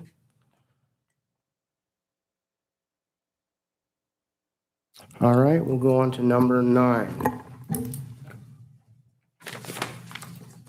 Thank you, council. This item is with. Oh, the city manager's going to go ahead and start this. Sorry, Trevin. No, that's okay. Do an intro here. I'll turn it over to Trevin, and we do have, I believe, Kim on the line with Goldback who can help answer questions. So this item is an evolution of an agenda item request that was made back in October 2025 by a couple council members. And at that, the council wanted and directed staff to really share with the business community the benefits of holding and having gold, as it had just recently been classified a tier 1 asset. As we were kind of exploring that further, staff, Trevin in particular, came across Goldback. And so the conversations have merged a bit. In that time, I think around the first of the year, there was presentations to the Economic Development Committee from Goldback and then to the City Council as well, to discuss what is basically a gold-infused currency that they are, it's a private company, privately held, that they are, trying to get really up and running. Several communities across the nation utilize it, several businesses do, but they're trying to expand. And so that's kind of the genesis of this item. Back in March, I believe, council directed staff to invite Goldback out to Park Feet. Goldback was at Park Feet. They had a relatively successful venture there. They sold tens of thousands of the actual product, and they signed up close to 24, a little over 24 businesses around the area, not just in Escalon. I think about 7 businesses are able to accept Goldbacks right now in Escalon, but they were able to sign up about 26 businesses kind of in the valley, in the region. And so after the relative success at Park Feet, staff started to look into becoming a distributor. So not one that would accept for payment of utility bills or something like that, but really kind of a centralized hub for the businesses if it really did take off. And so with that, I'll turn it over to Trevin and Kim to go through the rest of the presentation and answer any questions that the council may have. Yeah, that was a great review of the background. Jalen also covered how the distributorship would work. So before you tonight is the distributorship agreement. It has minimal purchasing terms. Essentially, we'd be in a non-binding contract, essentially, that we would have the opportunity to purchase wholesale the Goldback tradable notes from the company themselves. And then we would be allowed to sell them here at City Hall. There would be a margin that we would get to collect that can offset our staff costs for being available to the public to distribute those. And then we would be, in order to stay in the contract and in the partnership, we would be required to purchase a minimum of $25,000 a year or $2,500 a month. And so we don't see at this point going beyond that. We don't know exactly, was Park Feet just a special event that everyone felt excited to participate in this, or is this a constant demand that's out there? So we would walk before we run, and we would probably just do about $2,500 a month. And it would just be another thing that we have available for the community to help encourage shopping local and supporting local and creating that small, tight-knit community where we can trade in analog notes instead of credit card payments. So that's the purpose, and that's the agreement that's before you for decision. And then Kim is online if she has anything to add or if you have any questions. And I'll just add, so, we asked the question directly, if it's, there's not as many businesses that are looking to do this, what's the requirement? Goldback basically said it's an encouragement to hit the minimum thresholds. But if it wasn't working for us, there's no specific requirement to do that. So we can evaluate that over time, but they certainly encourage us to have the resources available that's necessary if we are going to become a distributor. And just to hit home a little bit on the distributor, again, Trevin mentioned this, but we would buy the Goldbacks at wholesale, sell it, at the market rate, which is a little bit of an increase. And we'd be a hub for the businesses and other community members who want to trade, sell, buy Goldbacks. You could also have an ATM of Goldbacks if the council was interested in that as well. So again, you're kind of a hub for the business and resident community who buy, use, trade, and sell this currency. We can still go to Kim. Okay, Kim. Kim, you have anything to add to that before we talk it over? I don't. We have Nathan Hallows is on the line as well that can speak to the details of the distributor agreement. So. Okay. Does he want to go ahead and let us know then? I think we're here just to answer any questions you might still have. So. Okay. Any questions up here? Yeah, just a brief one. Before I go out, okay. All of us, I think. No, please go for it, Mr. Stroman. So I guess my only question is, why I appreciate Goldback coming to Park Feet. If we move forward with the distributorship, this is both for the Goldback folks and for Trevin.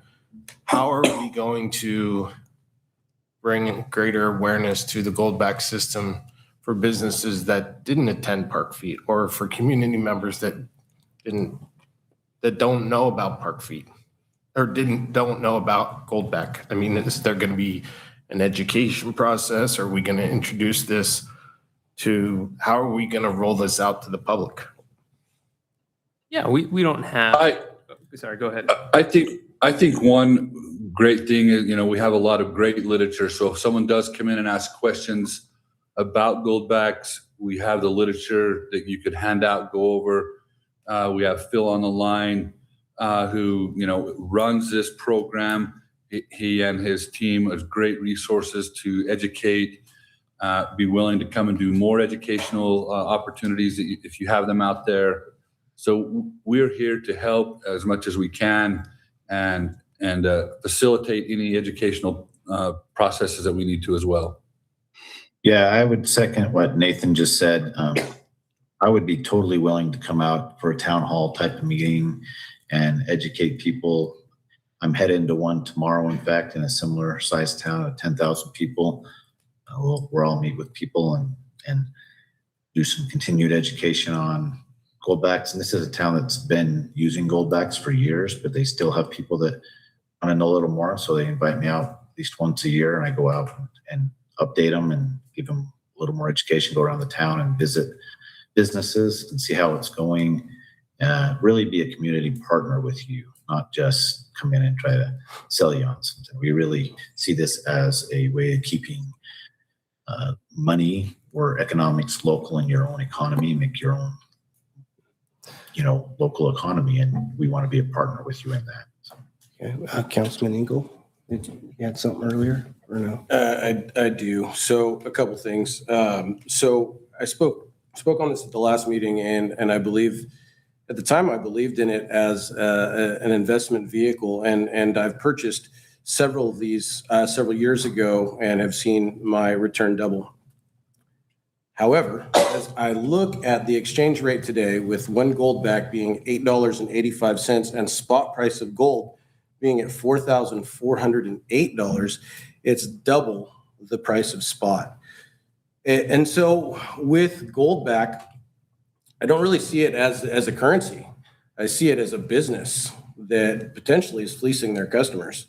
When we're looking at the amount of money that you put in for the amount that you get back with an expectation or an anticipation of the price of gold increasing, it's a total gamble. And the amount that we're charging and the fact that we're even considering being a wholesaler means we're potentially accepting being part of that business model, which is charge double what a product is worth, keep a percentage, and then pass that disservice on to our citizens or customers. That's just my thought and my belief. Like if fractional gold is something that you're interested in purchasing as an investment, maybe that's for you because it has a low floor. You're really able to get in there for $8. I think I saw quarter bills that were also offered. So those are probably $3 or $4 would be just my guess. If that's something that you're looking into and potentially trying to stack gold, that may be a vehicle for you. But as far as actual assets are concerned, if you were to buy, an ounce of gold right now, it would cost you $4,408 plus the spot fee from whichever institution you decide to purchase it from. If you bought an ounce worth of gold from Goldback at this exchange rate, it would be $8,850. Ouch. I've got something to say to that. Take that 1 ounce that you just bought, and as a merchant, you wanted to accept that. How do you know that that's even a real piece of gold? And can you really break it down? And most merchants won't have a $16,000 machine that can fractionalize that to actually say that it is gold or not. Another piece of that is if you're truly looking to buy gold, that's a bullion buyer. Goldbacks aren't for you, and we'll admit that. Goldbacks are bought to be spent, to be used, to fractionalize. No one fractionalizes gold the way that we do, and the cost to fractionalize that is very expensive. So there is a cost to making a fractional piece of gold. So there's a couple things there that if you are looking to do bullion, go buy gold coins or bars, and hope for the price that goes up, and then you can sell it. But a typical goldback buyer is not a bullion buyer. And from our research, we don't sell retail, so we don't have a lot of end result data. But the data that I do have is, we sold probably 300 million of these, and less than 1% is ever returned. Less than 2% is ever returned for exchange or to try to buy back or sell back. So. I applaud you. And one other thing to keep in mind too is, yes, it is at double spot, but double spot price is maintained in your purchasing power. You don't lose that spot price on your purchase. So if you bought it for $8.85, you could spend it for $8.85. You're not losing. And yes, there's always a gamble with precious metals that could go up or down. But if you look over the past 2 years, those who have bought pullbacks have much more purchasing power at that double spot price than they do less power. I do understand what you're saying, Councilman Engel.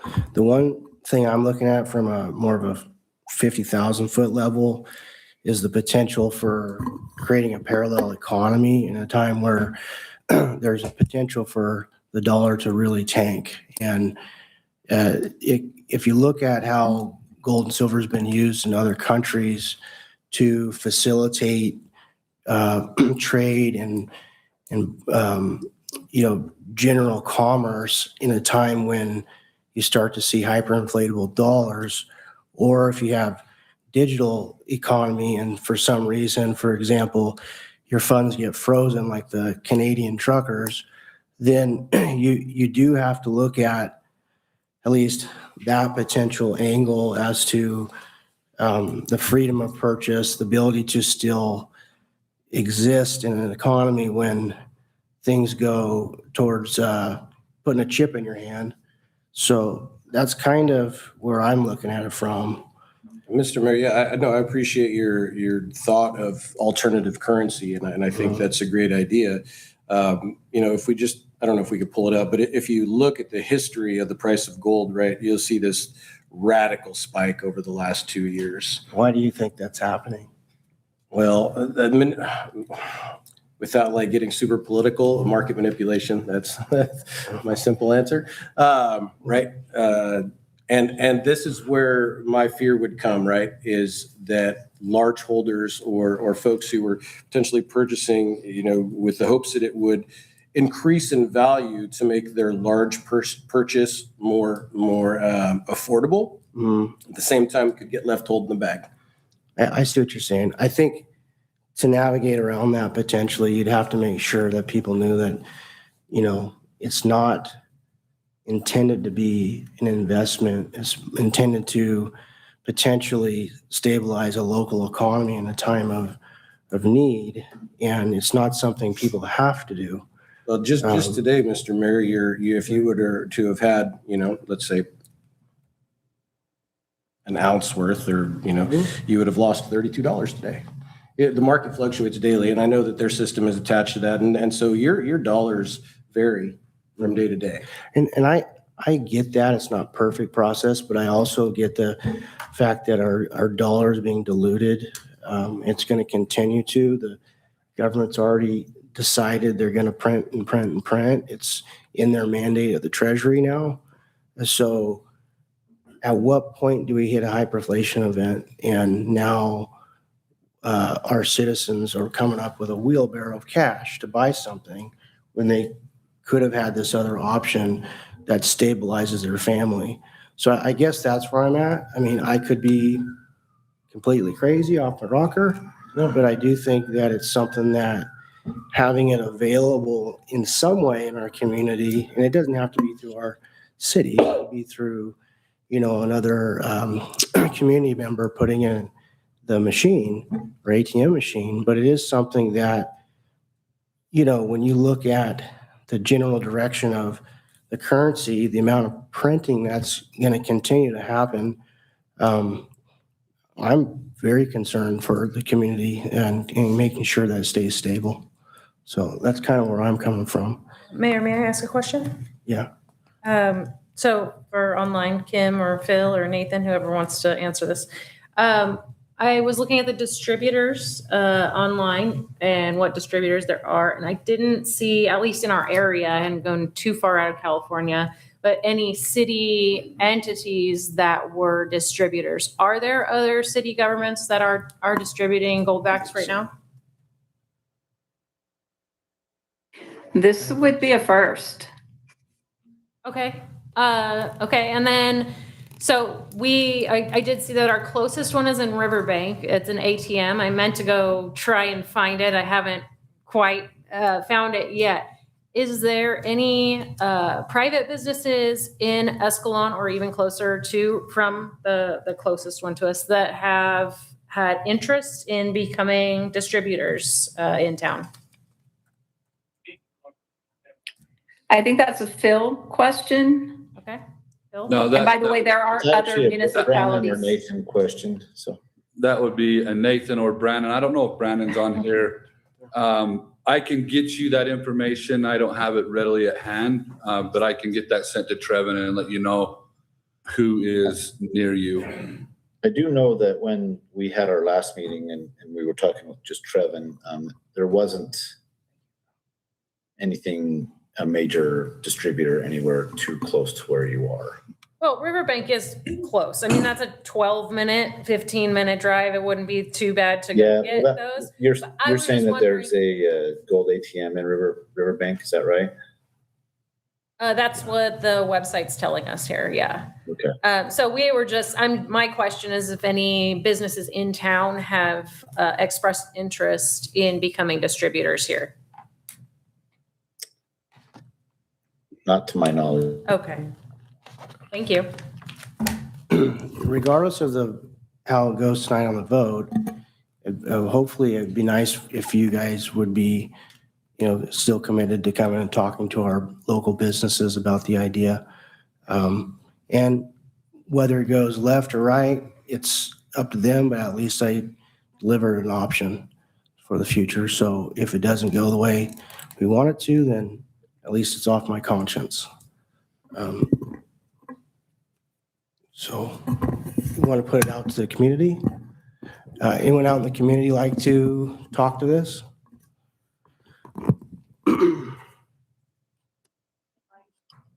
I think Councilman Engel had it on the nose. It's speculation. And individually, I speculate on certain things. Everybody, has a chance to do that.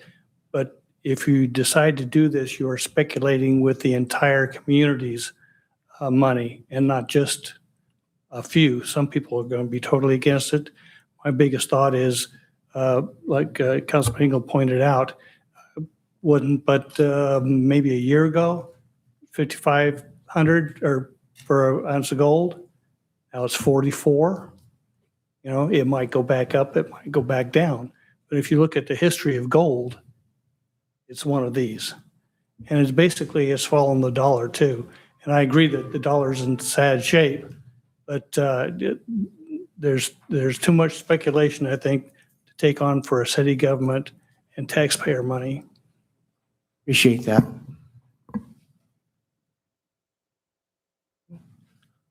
Anyone else? Oh, never mind. Anyone else like to speak to this topic at all? All right, bring it back to the dais. I have a question actually for city attorney, but he left. So I'll ask the city manager. Have we confirmed that there are no legal issues if the city of Escalon were to become a distributor for essentially what is a private business? Yeah, I think there would be more look if the council decided to, yes, explore this. We would go through the contract in greater detail. We would do our end of the research. We have not done that research up front. If the council didn't want to explore it, we don't want to waste time and money on something that the council wasn't interested in. So yes, we would dot our I's and cross our T's prior to final execution. Maybe the better answer is just not to do it through the government. Yeah, Mr. Mayor, that was going to be my suggestion. If maybe the EDC could, set a small portion aside to explore businesses that may be interested. It seems more like an independent decision rather than a city-based decision, which potentially could put us in harm's way. But Mr. Mayor, again, I do appreciate your attention to what's happening financially in the United States. And as I know that you already do, but just to say it publicly, I would encourage some exploration into digital currency as well. It's not a commitment, but exploration. Yeah, I don't have a problem with digital, just so you're aware. Because it does make things more convenient at times. However, yeah, we saw it with the Canadian truckers, how you can get shut down digitally, right? So it's not a leap to think that our government, who's going sideways, in my opinion, could very easily do things that are in our best interest. And down the road, we're eating out of a trash can because you can't get your money. So those are the kind of things I don't know. I'll keep it to myself at this point, but I do think that it's something that every person should really be opening their eyes and kind of doing their due diligence. It's important. All right, he's back. Can I ask my question again? Yep. Oh, sorry. Thanks, Frank. I had no idea.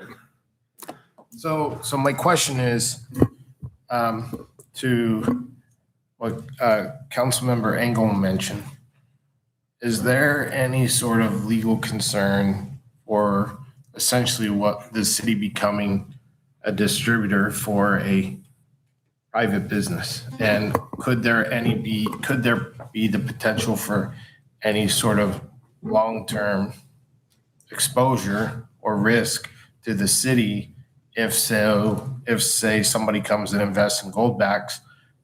Could they come back to the city of Escalon and say, well, you're the distributor, I bought it for you and I didn't get the return on investment that I was looking for, so therefore you should be held partially responsible for that as well? It could if you look at it as an investment.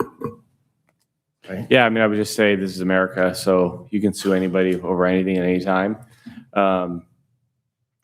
If the city's going to act as a private actor in the private marketplace, it's going to expose itself to all the suites of claims, damages, lawsuits that any business would.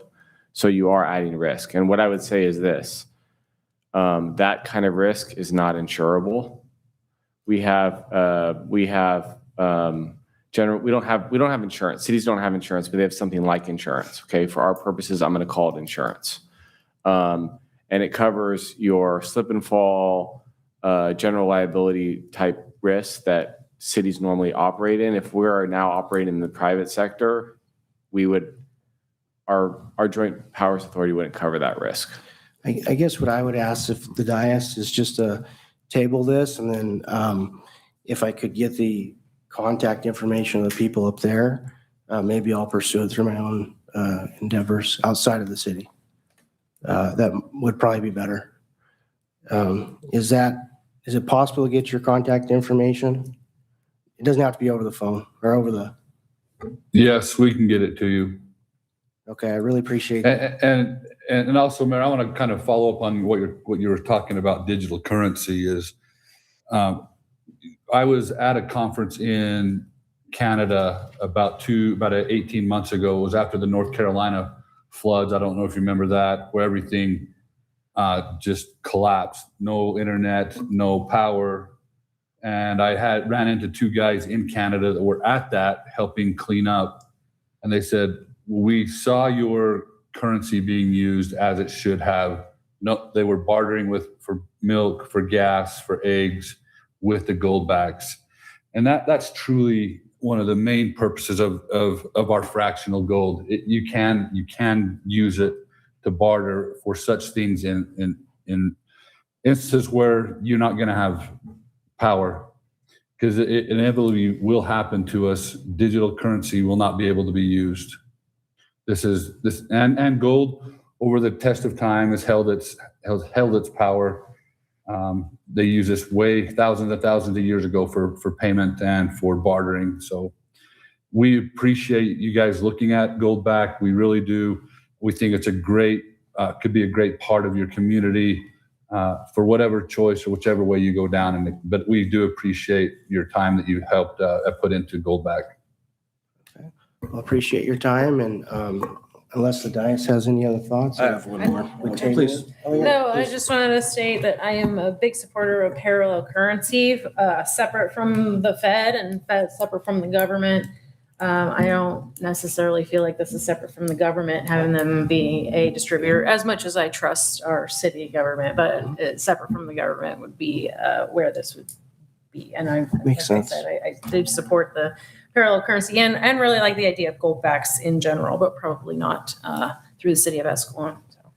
I'm sorry, Sure. Councilman Nico? Yeah, Mr. Mayor, if there were truly a destabilization event that were to take place in our area, it's the immediate trade and barter that this would affect, right? We're talking minutes or hours while grocery store shelves or stockpiles reduced. After that, we're talking a supply chain issue.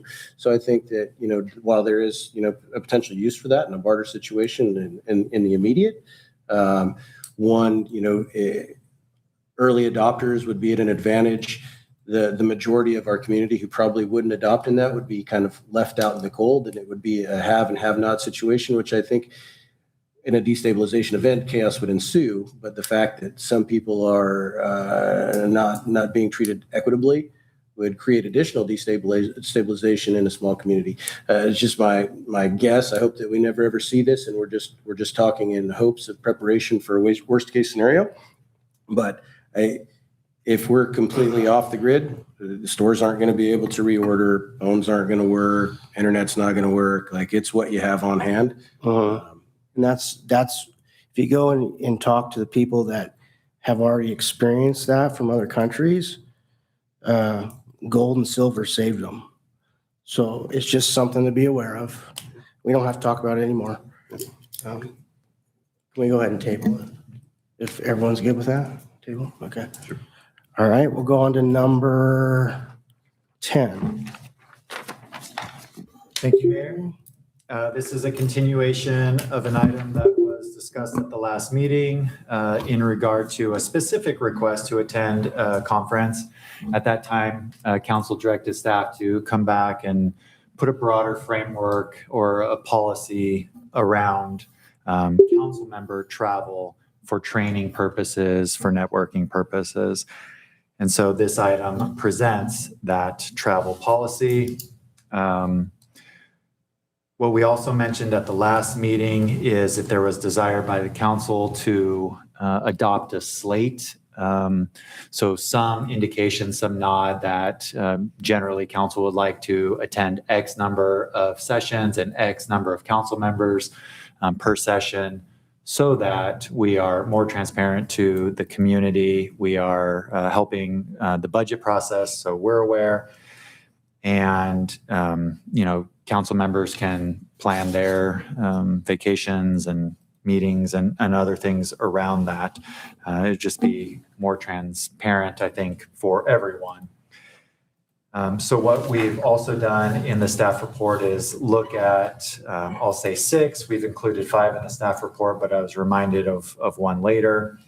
So in the staff report, there are 3 from Cal Cities, which is the primary body associated with kind of council member and staff training in California. It is a lobbying group. Their overall stated mission is to really support the local communities, cities in particular, against the state and federal government. Of course, we're a big state. We have communities as small as a couple hundred up to, several million, and everywhere in between. And so ideologically, we are different as well. And so is Cal Cities, right? As an organization, for sure.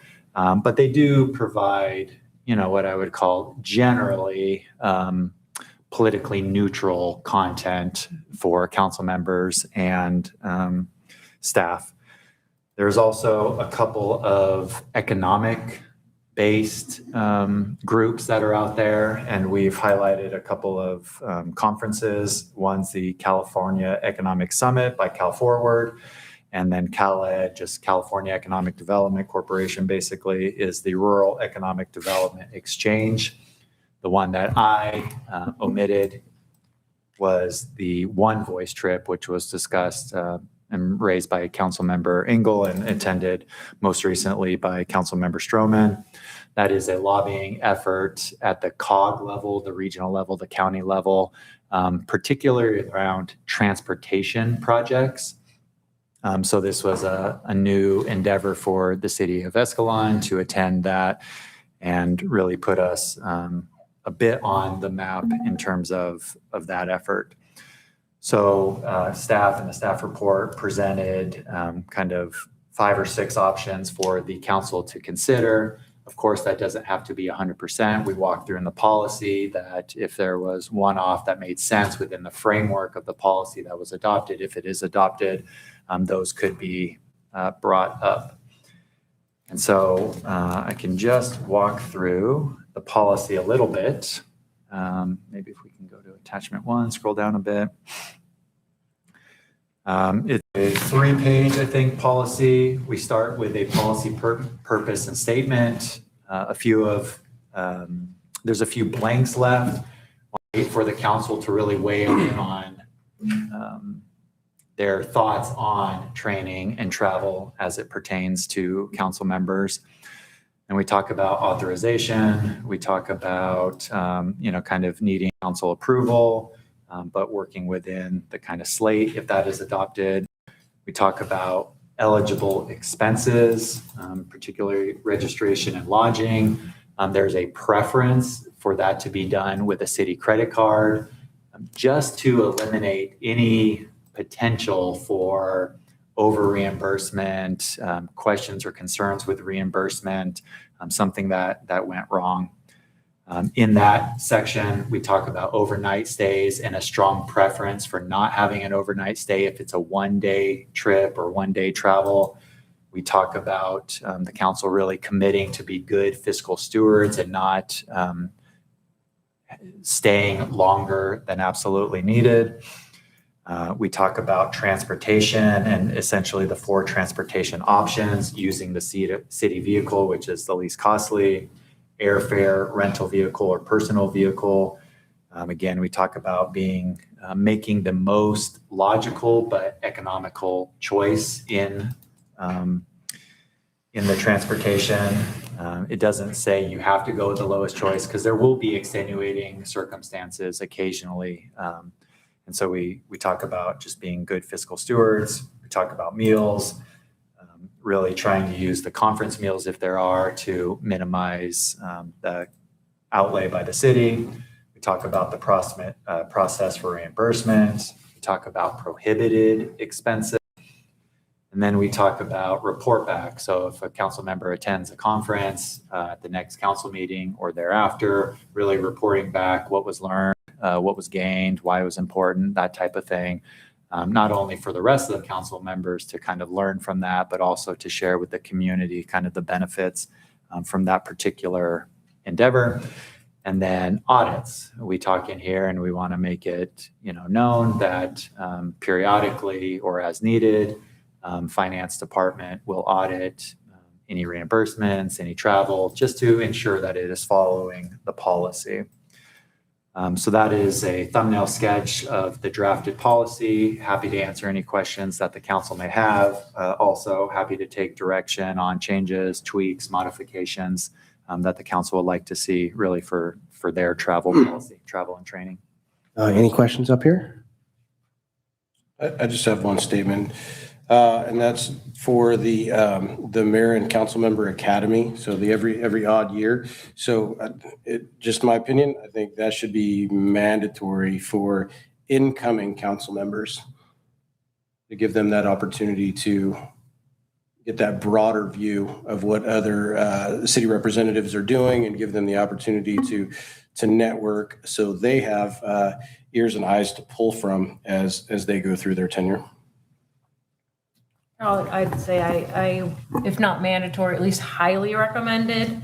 Highly recommend. I could get on board with that. Yeah, highly Strongly recommend. Like, suggested. assumed you're going, why wouldn't you be? Yeah. But and even returning, you get a lot out of that. There the legal updates and issue updates every 2 years of what's current right now. So you have all of the different assemblies for those and whatnot. So there's a lot of great education in that. I feel like you two are kind of beating me up here, and I just want to say there was no availability when I got elected, okay? We were late and we will not be There's another late. one And coming up. hopefully we won't be late again. Another one coming up. I might be the minority here, which is fine. I just can't get behind spending the money for these things. I just think it puts a target on our back. It's a networking thing. It's just my opinion.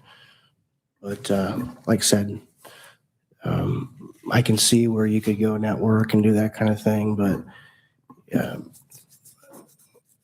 I think these are things you can do online yourself, Zooms, all that kind of stuff, but that's my opinion.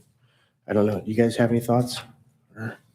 Yeah, actually, but sounds like Councilmember Kay is getting ready to. Yeah, I'll go first. I don't want to 100%, discourage us networking with other, cities, other areas, other council members, mayors, whatnot.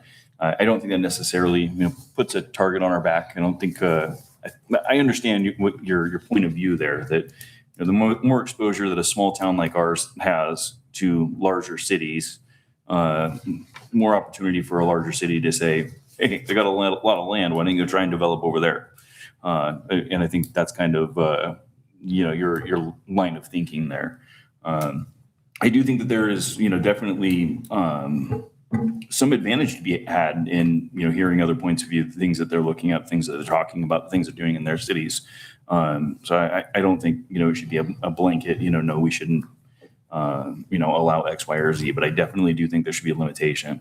Councilmember Ingles' suggestion of a mandatory, apparently, all three of you seem to have thought that you got something really good out of that when you went. Right. I guess what I'm looking at is like how much, can't you get the same out of a Zoom meeting? But Like you gotta can't go attend these shake things hands and virtually. you gotta like go Yeah, talk to the- people. Not the same at all. The things that they're talking about, you can't attend virtually. And, I will say, I work in a completely remote environment. I see, my actual coworkers, I may see them twice a year, in total. Those moments definitely build the relationships a lot more than, the phone calls and the Zoom meetings. So I do think that there is an advantage to in-person attendance as well. Anyway, I do like, the suggestion, that, whatever it is that you guys, got out of that you thought was so beneficial. I'd sure like to get my hands on it as well. And I think that, if it's something that is that beneficial, let me ask you, is that something that we should be like on a rotation of, council members, if they're, elected to a second term, should they also be attending it again? It's my opinion that they should. So because of the updates, the legal updates, the issue updates, like, for example, 2 years ago, data centers wouldn't be in the conversation, Right. right? And flock cameras wouldn't be in the conversation. And now we have those updates where we'll be able to get more information on what these things are. And it's not just from your Instagram reels, and like, it's actual information of what contracts say and how they affect cities and how they go in and go out and how decisions are made. So, Well, that's stuff you can look so the up. same way as I go to other conferences for other professional, your real estate conferences every year, they have legal updates, like things are done different, the contracts change here and there. So that's why I would think every 2 years, it is nice to go and get those issue updates and legal updates. Well, I would think that, those kind of updates you're talking about are also going to, alert us to things that may be coming down the pipeline that we may not be unaware of, as a council, or that staff, had slipped underneath their radar at some point, that kind of thing. So I think there is a possibility of being able to stay, ahead of a problem, if you're getting information from those kind of sources. So that's, my take on it. Like I said, I've never attended any of these things aside from, the one thing that I mentioned in our last discussion about this. So I don't have a big scope to go on there, but I think that we should definitely do this on a limited level. We shouldn't be just wasting tax dollars, flying all over the country and attending everything that pops up. But I do think that some of these things probably are maybe not necessary, but should be encouraged.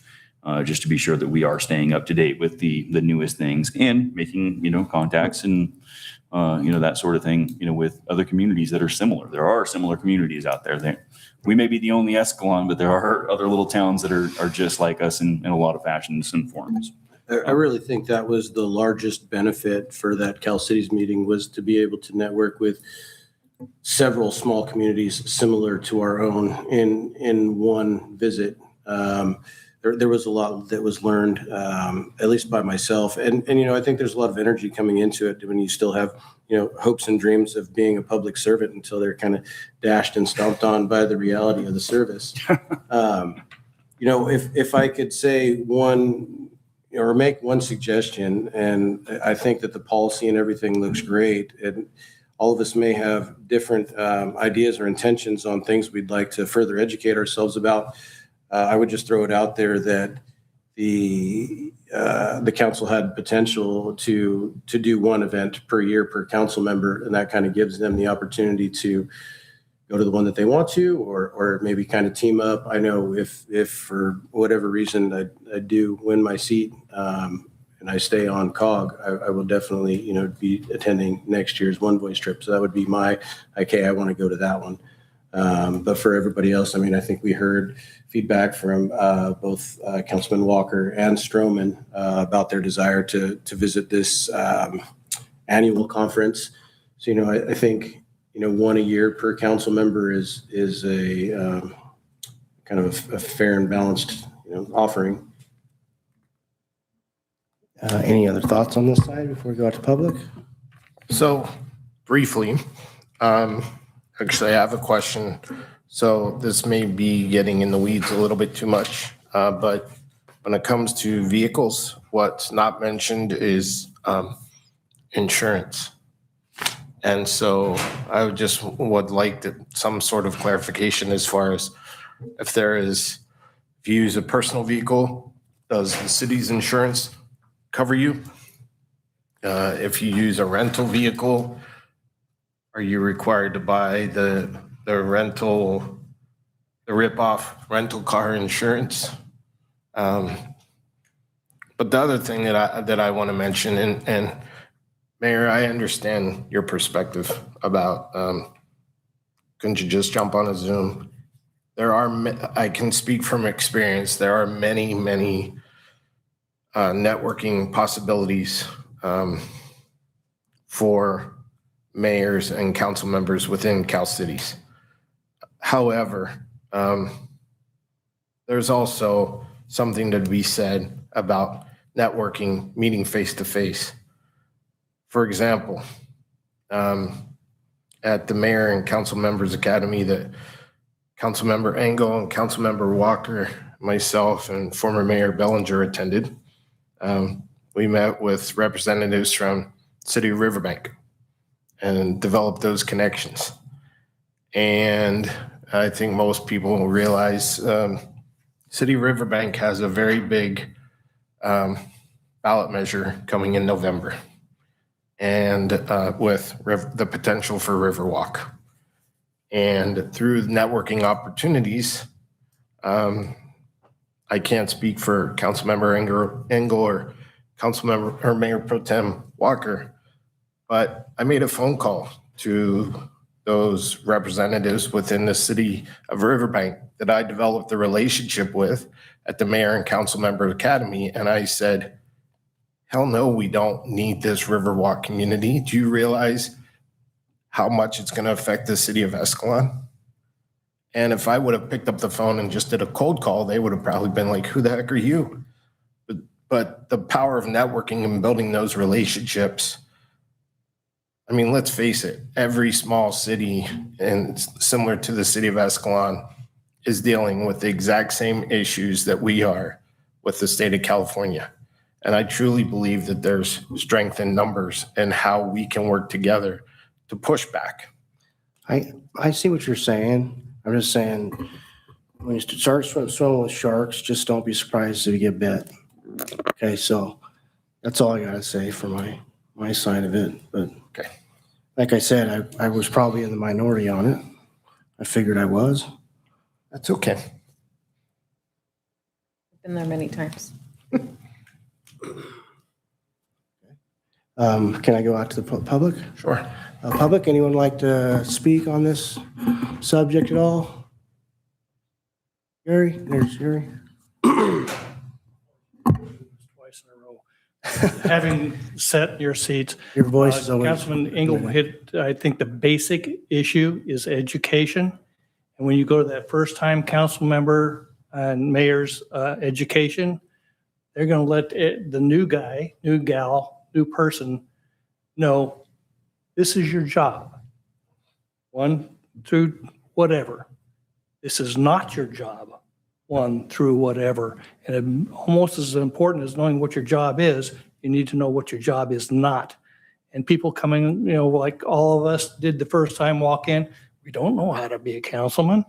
We're there for, to serve the public, but there's a lot of pitfalls you can get yourself into. Especially they go through the Brown Act. I think everybody is required to take Brown Act education now, but that gives you a foot in the door. Like I said, for first-time council people, I think it should be mandatory or strongly suggested, because you got to know what you can and cannot do. All right, anyone else out there? No? We're gonna bring it back to, online. Okay, bring it back to the dais. Any last thoughts, or does anyone want to, humor a motion? Now I just want to know if Gary thinks I'm doing a bad job because I didn't go to this thing. No, but the tutorial is very nice. Like, it really is. And Jalen wasn't here at the time. We weren't doing briefings when we got here. So you had the benefit of when you got here, did a great briefing with staff, did a great job. I got 2 hours of quality time with Frank instead of a meeting in Sacramento. But it was really nice to go through that. At the time, Frank's team actually led the legal seminar. They made it very interesting. It wasn't as boring as It's not easy to do. Yeah, no, it was, like Gary said, it was a very good experience. The tutorial of what to do and what not to do, kind of. You're not doing a bad job. I just want to say, I know that Councilor Engel said 1 per year. I'm more on the mayor's and councilor member academy plus 1 per year is more of where I'm leaning on that one.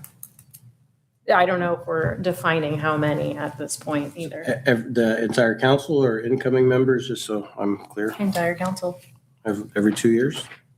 No, just allowed to. So I guess highly recommended for new. Highly recommended for everybody, really. And then plus allowance for 1 more per year. I could get on board with that. Okay, do you have any more thoughts on this side? Do we have a motion on anything, or just still still deliberating? I'll move to approve the city council travel and training policy with the stipulation of attendance at the mayor and council member academy. Strongly encouraged, as well as 1 other additional event. Keeping in mind that these are taxpayer dollars and to be good financial stewards of these monies. Well, seconded just because of that last rider you put on there. Just a point of clarification, the Mayors and Councilmember Academy is once every 2 years. Correct. And you said one other conference. Is that annually or is that also once every 2 years? Annually. Okay, so the one other annually and the mayors and council members. Got it. Okay, just want to make clear. Okay. All in favor, say aye. Aye. All opposed, say nay. One nay. We'll go to the next one. I think that's number 11. Number 11. All right, last item. So this item also being brought forward from an agenda item request by council members, and I believe largely stemming from some questions, comments from the community. And so I'll turn it over in a bit to Chief, who will go through the full presentation, outlining some candid pros and cons for the technology. And we're talking about kind of digital surveillance and automatic license plate readers. So we understand that communities are the embodiment of ideals and values of the residents. So to this end, we take requests to review procedures, piece of technology or equipment very seriously. We further understand that certain technologies, approaches, or equipment can be viewed differently over time based on new information, changes in priorities, or changes in the community's ideals and values. And again, to that end, we understand that our role is to execute the community's will led by the council. We further know that we cannot fully guard against the future or what every person will do with the tools at their disposal. What we can do is secure tools and work with the tools we have to maintain the community that the residents appreciate, like, value, love in some cases. So similar to radar technologies that was recently just implemented in vehicles, flock cameras were a tool acquired based on input from the community and have been used to address the issues of the community. They've been used to solve crimes, and we think probably are used to deter even more crimes. But of course, we welcome the conversation about this technology, about the extent of use, about the pros and the cons. And so with that, I'll turn it over to Chief to go through the presentation.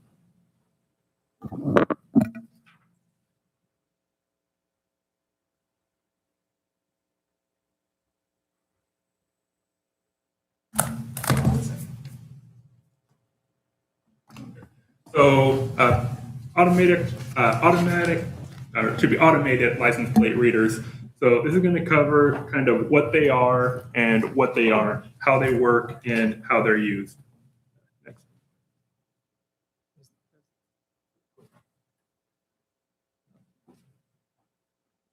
Or you didn't give it back, huh? I did click it for you though. So ALPR stands for Automated License Plate Readers. The technology lies in the software, not necessarily in the cameras. The only thing that ALPRs do is it'll take a picture, it scans that picture for the presence of a vehicle and presence of a license plate. It'll document features of that. It'll categorize the vehicle into a category so it can be searched, and it'll translate the license plate to text so it can be easily searched. So Escalon currently has 5 ALPR cameras. They were installed following a critical incident that occurred in October of 2022, which was the shooting at Family Dollar. It was brought up at a council meeting that the city should explore them and look into them. It was explored and they were installed in June of 2023. And the 2 on Highway 120, Caltrans permitting took a lot longer. So those were installed 6 months later.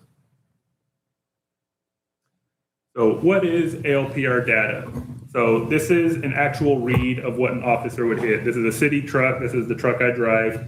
On a hit, what you'll get is the date and the time of a read, the image of a vehicle. Will be categorized so it can be searched. So if you search black truck, this would pop up. and then a zoomed image of the license plate. And then next to the zoomed image of the license plate is the license plate translated to text. So, and the location of the camera. The first thing that happens as soon as a read is made is the license plate is checked against a hot list, which primarily in Escalon, what we have is stolen vehicles and missing persons.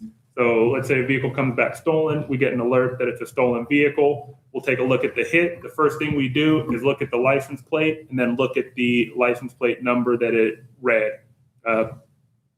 Say 1 out of 10 times, it's a false read where it read the license plate wrong. You just ignore it. How ALPR data is used.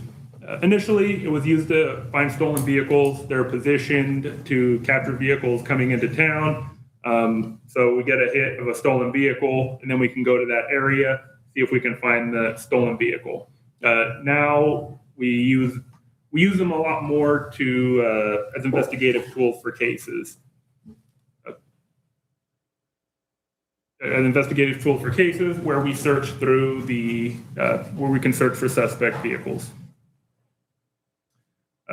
Let's say a burglary is committed over in a residential neighborhood. There's not really any leads. We got rings of video surveillance of a person and a vehicle. We got no license plate number. We can't identify who the person is. We can take that vehicle description and then we can run it through Flock to see if we can find it coming into town. If we're able to possibly identify it, that'll give us a license plate number, which would give us the registered owner. And that does not mean that the registered owner is the suspect. It doesn't even always mean that the registered owner, that vehicle was involved in the crime. We still have a lot of investigation to do to tie the person to the crime. We don't arrest registered owners of vehicles because their vehicle was identified and involved in the crime. We use investigative tools. We investigate further to determine whether or not an actual person identify the person who committed the crime. And it can also be used as an exculpatory evidence. There was a great case shortly after we first got him. There was a guy walking by the high school. There's a gun sitting on the bed of a vehicle, just a handgun, plain view. It's in the afternoon. We get there. For sure, it's a real gun. Seems like it's been sitting there for a while.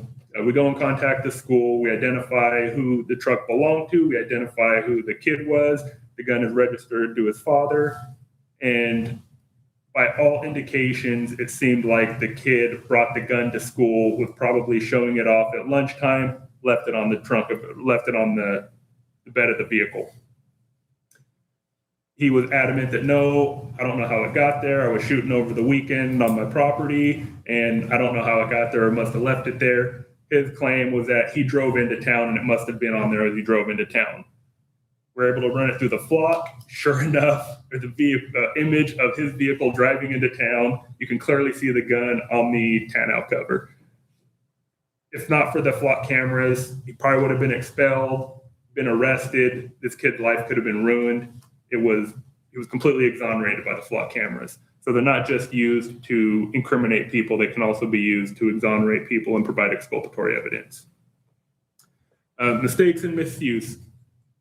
Not gonna lie, they do happen. So from what this data, the oldest one that I found on this that's indicated is 2018. Most of them are from 23, 24, and 25.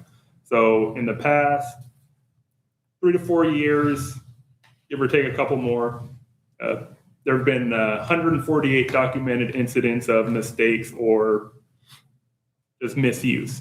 There are approximately 18,000 law enforcement agencies that employ over 750,000 law enforcement officers. Over 5,000 agencies use ALPRs with an estimated 120,000 deployed from 2008, deployed. From 2008 to present, 148 documented incidents of mistakes or misuse. Most of the errors occur with officers putting wanted vehicles onto a hot list and not updating it. I've since updated our policy to make it to where they have to expire after 4 days and they can renew them, but they have to stay on top of it to make sure that we don't have old lists in hot lists.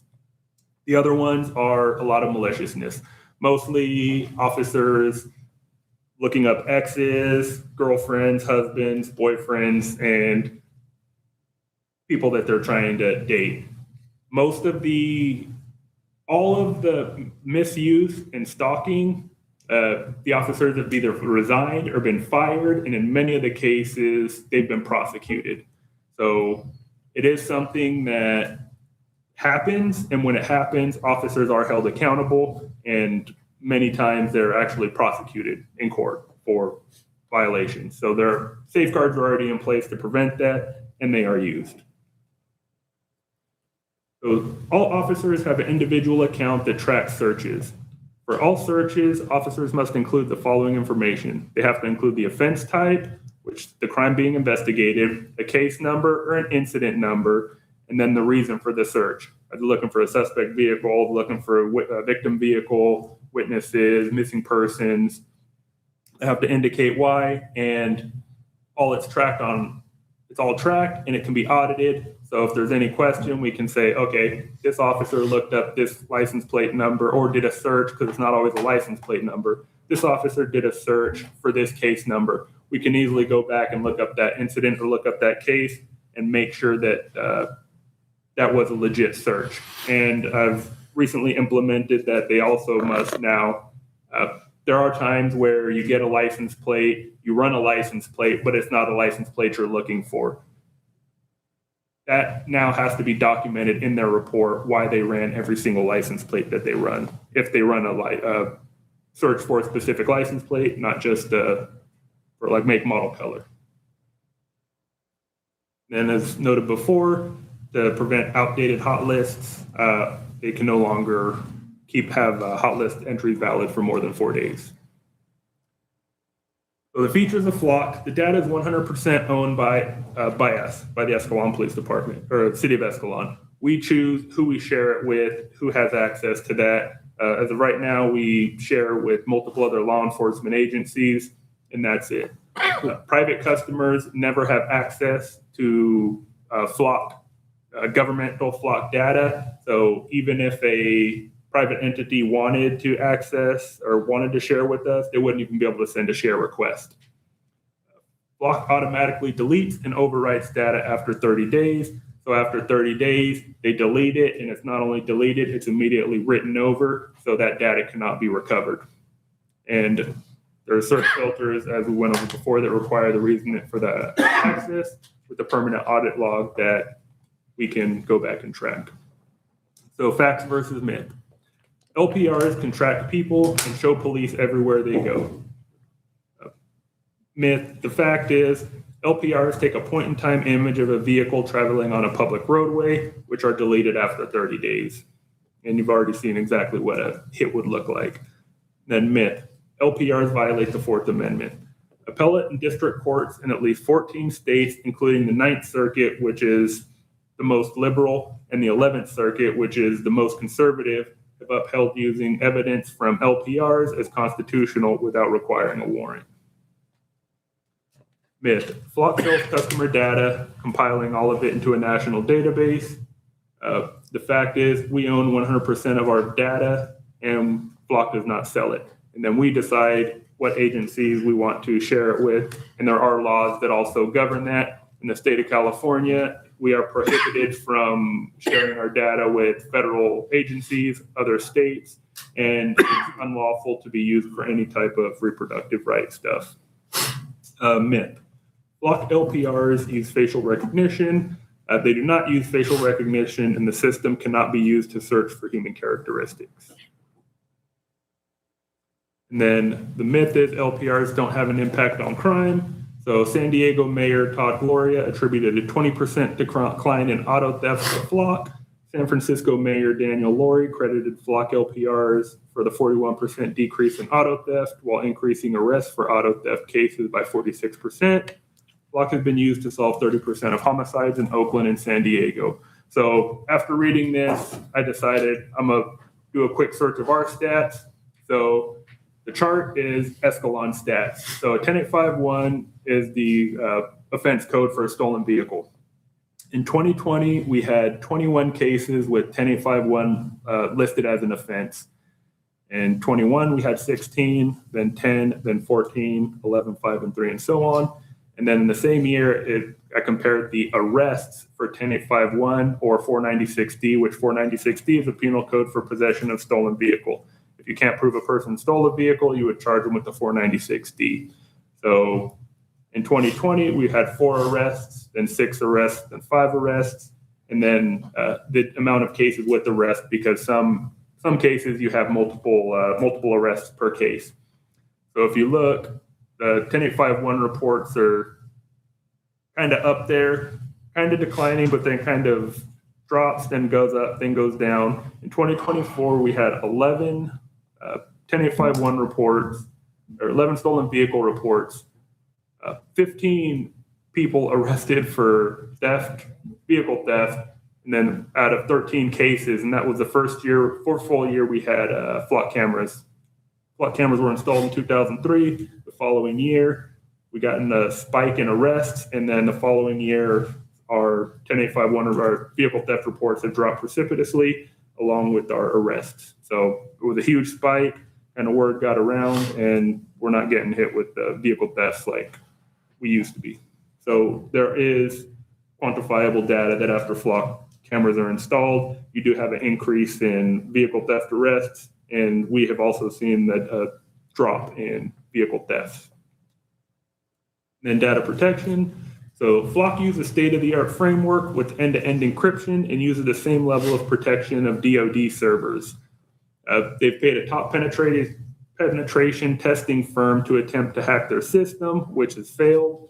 It also employs a hacker bounty program where people are encouraged to try to find potential exploits with their system. They bring those exploits to Flock's attention, and they'll actually pay them for that information so they can fix it, rather than have somebody get in and leak. Questions? Well, Chief, this is kind of where I'm coming from, and I think I've already told you before. And I wanted to, sorry. Right. Okay. I do think that there's some validity to some of these technologies, but I do think there needs to be guardrails on them. That being said, there needs to be in my opinion, there needs to be a citizen oversight committee on this that has an auditing process to make sure that's really what's going on. Do I trust our police? Absolutely. I think you guys do a great job. But at some point, you're not going to be there if you retire or whatever, heaven forbid, it's an accident or something, right? So I don't want to see these things encroaching into our community any more than they already are on the outside of town. Okay, but I don't think we need to be having 1984 with cameras on every corner. You know what I'm saying? So, there's what we call a price for freedom, and freedom's not free. So you do have to take some degree of risk to be a free individual, right? So my feeling is that because the chat tree Supreme Court decision on geofencing showing that it's a Fourth Amendment violation, my concern is that this is going to go to the Supreme Court and be held to the same situation because the nature of the way that they won that lawsuit. That being said, in the meantime, reason I brought it here was because I want to make sure that there's oversight, that as a community, we're not allowing it to encroach any further, that the software updates, as much as I know you're saying that they're just license plate readers, which I get, I'm sure you're aware that there are softwares that do use facial recognition, audio, all that stuff can be uplinked. They already do it in China. The technology is available. So we need to make sure that if you're just using it for that, I personally don't have a problem with it. But if you're using it in a way that Big Brother's coming in on you, or the state or the national level. They're able to go through your information and then have pre-crime. That's a concern for me as far as the Fourth Amendment process is concerned. So my personal feeling is we need to have a oversight committee. We need to have hopefully language that would say we're not going to encroach into the city any further, and that software updates would be limited to license plate readers with no other technology upgraded into it. That's kind of where I'm coming from. I don't know how everyone else feels. Since I guess co-sponsor bringing this up here, first you said something in your presentation. I want to ask specifically, what agencies are we sharing this information with? I'd have to look up, but there are several agencies. I mean, is it beyond county, local law enforcement, PDs? It is state. Are we sharing with the federal government, I guess No. is? So there are laws that prohibit California entities from sharing ALPR data with federal agencies or with non-California agencies. So we couldn't even share with Nevada. We could only share interstate, and we see everybody that we share with, and we see everybody who can share with us, and we can remove people at will, and they can remove us. On a California law that I actually appreciate. That's great. So here's my take on these things. And obviously, when they went up around town, at first, really they kind of went up with, not many people noticing. And they recently have been noticed. And we've been getting a lot of conversations from the community about it. My experience goes a little further than that because of what I do for a living. I can actually do a ALPR search on a vehicle based on its license plate number, VIN number, et cetera. And I have seen photos of vehicles sitting in their driveway. And not one, but 7 or 8 photos where the car has been shot in its own driveway multiple times by a police car driving by. I know that we don't have those on our vehicles. And part of the reason, why I am, on board with bringing this agenda item forward for us to have this discussion is that I want to be sure that we don't ever get there. That's not something that I think should be happening. And that I 100% believe should be a Fourth Amendment violation. You are looking in someone's property at their vehicle. I absolutely do not support that for any law enforcement agency to be doing. They're doing it looking for stolen vehicles. Go ahead. If I can clarify. Sure. So I think you probably use Vigilant. I don't know what company it is that I requested through Originally, ALPR was, Vigilant was the big pioneer in ALPR technology. And their primary thing wasn't law enforcement, it was asset recovery. And so they would pay private people, and I think they still do, to put LPRs on their vehicles, just drive around neighborhoods, drive around parking lots, collect data. So a lot of that data you're seeing is not collected by police officers, it's collected by private citizens that put the data, that put LPRs on their cameras, and it's collected specifically for commercial purposes. Well, and I definitely, I know all about that.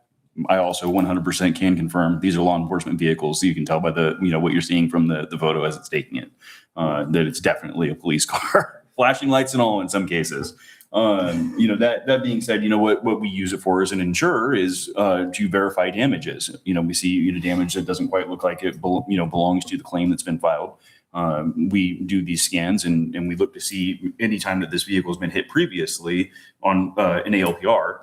If that damage was existing prior to the loss date is essentially what we, you utilize it for. That's a private company that is utilizing this information. So my view of this, and like I said, can confirm 100% these are law enforcement vehicles. I have ridden in a Modesto police car on a ride along and done these searches as we were driving around looking for stolen cars for a shift. So I think that, that specifically, when we're talking about, people's property that we're now photoing, vehicles sitting inside your driveways, that's a stretch way too far. I do think that at some point that's going to end up going to the Supreme Court and they're going to go, no, that definitely is a Fourth Amendment violation. That said, these 5 cameras around town for the longest time, I have children. They're all older at this point. My youngest is 15 and my oldest is 20. When I started having kids, one of my very first thoughts in this town with 5 exits into 5 different jurisdictions is how easy it would be for someone to kidnap my child and leave this town. And we have 2 officers that we may be able to possibly catch them with. So the idea of having, the 5 cameras on, the 5 corners of town makes perfect sense to me. In the instance that we had something like the Family Dollar shooting, a child being abducted, there's a litany of reasons that they can come in very, very handy for us with those 5 cameras.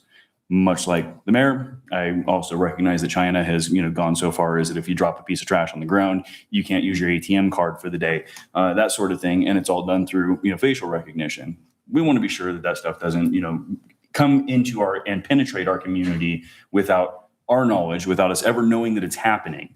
When that stuff, does come forward, if we do want to move the needle and go for, a little higher level of surveillance than what we currently have, I just want to be sure it either comes between, 5 elected officials that are members of this community, or is put out to, the rest of the community where they have, the chance to come in here, stand at that podium and say, hey, I absolutely do not want a camera on Main Street where every time I cross it with my dog, you guys are watching me. So that's, kind of my take on this. It's not that I have an issue with, the system as a whole. Good to hear that we are the owners of that data. I appreciate that clarification. We also pushed this item forward and said, hey, we want to get this on the agenda sooner rather than later because of all the discussion going on in the community. And we wanted to, be accountable to the community for what it is that we had, going on already, and have you sit here and give this explanation to everybody. And every time someone asks me, this question, I'm going to say, hey, go look, 9:40 at Monday's meeting and go take a look at what Chief has to say. He's obviously not lying, and he's telling us exactly what it is that we're using them for. And I think that, like I said, the 5 that we have, I think that they serve a very good purpose. And I will tell you, I've had, out of all the conversations that I've had 3 specifically that came at me as, why are you allowing this? You are not this kind of guy. And by the time the conversation was over, they went, okay, it actually makes a lot of sense for our town, as long as it's, parameters. So more or less, the reason that, I got on board with bringing this forward is just so that we can put guardrails in to be sure that should the 5 of us not be here any longer, you not be here any longer, none of the staff still existing here, but we're still living in this community, that we still get a chance to walk up to that podium ourselves and say, hey, no, we don't want that, for whatever the reason is, or no, this is a good thing like the 5 that we currently have. So that's my spiel on it. Because I just had one other thing I wanted to add, and then I'll ask everyone, I'm sorry. Because there are instances where people have been jailed for over LPRs that are aired. And then, 2/3 of these traffic stops, nationally speaking, they're going in as a high risk, engagement. Like that puts our officers in a potential pickle if they accidentally shoot someone. There's liabilities there. So like if you don't already have those in place, like what is our protocol when we come up to a car that has this situation? Some people would be no big deal. Some come out guns blazing, and we don't need an accident and then a lawsuit because of that, right? So like we need to have, in my opinion, guardrails on this stuff so that the 4th Amendment doesn't get violated. And it may have already been violated based on the geofencing stuff. So we'll see. It'll be interesting to see what the Supreme Court ends up saying about this whole thing. But until that time, I think there needs to be guardrails. I just think that we can't be encroaching in the community. You use it for what it's used for, which you obviously are. The citizens have an oversight committee so that we can guarantee them that they're being able to see the error rate and at the potential uses that is being audited. I know you're a pretty detailed guy, so you're probably auditing yourself, but it would, I think it would sit better with the community if they have their own eyeballs on it as a community. And so I'm personally thinking that's where we need to go, but I don't know what the thoughts are with everyone else at the dais. If you don't mind, I want to make one more statement just about these things before we move on. You just jogged my memory about something. There was a man, I believe, in Tennessee. He was 12 times in 30 days, over and over again. He kept getting hit by the same flock camera. His license plate had been entered incorrectly in place of a vehicle that had been stolen. And over again, this guy was being pulled over, because he was still flagged on that system and they weren't getting him removed off of it. So he, starts going through, the motions of every time he gets pulled over, here's my license, my registration, hands out the window. This is not a stolen vehicle. I was just pulled over yesterday afternoon at 2 p.m.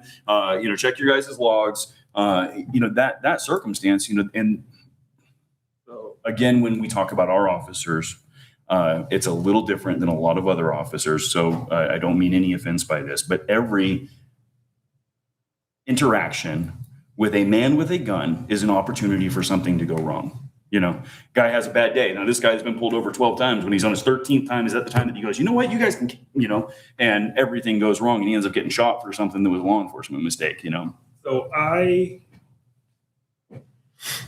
as you saw, when you get the hit, you get the license plate number and you get what the actual license, what it read. And in text, correct. First thing you should do is verify those. There are instances where it's wrong. We did have, or the U-Haul vehicle, it hit as a stolen vehicle. We roll out there, we do a high risk stop on it. We pull everybody out at gunpoint. Yeah, freaked everybody out. It is a high risk stop. It turned out that the U-Haul was reported stolen. It got recovered and brought back to a shop in Riverbank and was supposed to be flagged to not be rented out. For whatever reason, it wasn't flagged. They re-rented it out before it was removed as stolen. They had a truckload of stuff. They were trying to get to, I can't remember where, but they had a truckload of equipment. They still had a couple more runs to do. I don't know how it works in Tennessee. We were able to do a recovery and remove that vehicle from the stolen vehicle system right at that point in time. Or not right at that point in time, but as soon as we cleared, we cut them loose, we let them go. We're able to remove the vehicle from the stolen vehicle system. So yes, that can happen. Well, I guess it could happen, but it's all in the way that you approach the situation, right? So like, if you're going in there high risk, thinking this guy's got a weapon, and he pulls out a broom or something, and you freaking knock him down, right? That's a problem.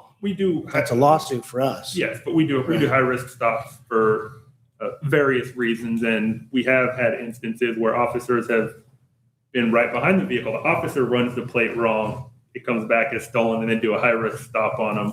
Yeah. Mistakes happen, and Flock is not immune to mistakes. But as you can see from the accountability, the website for accountability, officers are being held accountable for their actions. I get it, but I think that we need to have an internal policy, I guess is what I'm getting at, that when we do have something like this, we're not just instantly going from 0 to 60, right? We got to have some sort of like, okay, we pulled them over, let's double check the stuff before we're lighting them up. You know what I'm saying? I guess is what I'm getting at. And also that is the reason, if you look at the LPR data that I put in the council report every month, we have a whole lot of stolen vehicle or stolen license plate hits and very few stolen vehicle hits. Stolen license plate hits, we don't even respond to anymore because when we first got them, I used to go and stop people for them. And I have not got one that was not, the front license plate was stolen, the back license plate's still on the vehicle. So I have not gotten a stolen license plate stop that was legitimately warranted. Exactly. And so I don't even get alerts for stolen license plates. And I don't think any of our other officers. Okay. Well, I guess that's like the kind of thing I'm talking about as far as universally through your crew having a process by which we're thinking through these things and eliminating the potential for collateral damage and liability, because clearly just what you described to me is we're seeing the potential for something to be misinterpreted or, that kind of thing. So as far as like the outside cameras, like I was telling Councilman Kay, is I don't have necessarily a problem provided it's not encroaching, provided it's not software updates aren't coming into these things allowing for next level, social credit score type stuff, because this is the type of stuff that creeps and it creeps and it creeps. And eventually we're going, whoa, why are we living in 1984? the book, because we started with this kind of stuff and we didn't put guardrails on it. So I think that there needs to be at very least guardrails. Anyone else? Sorry, we've been talking a lot, sorry. May I ask you a few questions? All right. So these might seem very basic and I just don't want to assume, right? So we'll just ask them out loud. But are these cameras, are they permanent and fixed, or are they mobile and on a trailer? Oh, no, they're permanent affixed. Permanent and fixed. And then when you receive the data, do you go to the camera, download it manually onto like a thumb drive, bring it back, and then look at the data? Or is this Bluetooth, wireless, Wi-Fi? Oh, it's all cellular based. It's cloud based. So every camera's got essentially a modem and a transmitter. So it's constantly feeding data to the cloud, and that's how we receive alerts. So the only real analytics that Flock does as far as processing data or analyzing data is as soon as it makes a read, it'll check that license plate against the list of known stolen vehicles or against the hot list. And if it's on a hot list, it'll send an alert to all the users that have it set to trigger off of that hot list. And then are these received within the vehicles as well as in the office, or one or the other? Cell phones and email. Okay. And then my other question is, why do we choose the company Flock? And why not another company? Why not another camera? Right now, there's three. There's kind of an upstart. I think it's called a Ranker or something. I can't remember the third company, but when we were looking into it, there were two primary companies. There was Vigilant and there was Flock. Vigilant was the big dog in town, and they were the big company. They had the most users. Flock, some of the perks to Flock, which was at the time they were partnered with Axon. And so that was one of the things that kind of leaned us towards Flock, along with the fact that Flock was dedicated law enforcement and safety. Vigilant was more commercial. It was, again, like I said, it was established for more asset recovery, banks, insurance companies, and stuff like that. Flock was all just dedicated for law enforcement and public safety, police, security, parking garages, and stuff like that, and communities and stuff. Also, Flock at the time had solar options, and I don't think Vigilant had a solar option at that time where they all had to be hardwired. So if we wanted to get Vigilant cameras, we had to get power to everywhere we wanted them. Flock, they operate off of solar, and also the cost for Flock was cheaper than Vigilant. So there are multiple factors that led us to Flock. Okay, thank you. Any other thoughts over here? Councilman Engel, what are your thoughts? Yeah, I'll just keep them brief, or I'll try. I think in general, if we're worried about living in a police state, we're too late, right? If we're on our computer, at our microwave, on our phones, I'm carrying 2 tracking devices with me. Third, if you want to count my watch every day and everywhere I go. So, from that perspective, I think that we're late, right? But I don't disagree with what the mayor's asking for, which is some guardrails. So I was just looking at the agenda item request, and under the recommended motion, under B, it says remove any potential for software updates which violate our Fourth Amendment. I would think just to even add to that that they would need to be, any potential software changes need to be approved through council, regardless of what they are, just so that there's information and it's able to be shared with the public. But I do see the benefit as far as seeing who's coming in and out of our town. For me, even if we didn't have them, just go down the street, because the next agency does. In every direction. I think on Manteca's council meeting tonight, they have proposed another 6 to their 90 some or whatever they've got going on in town already.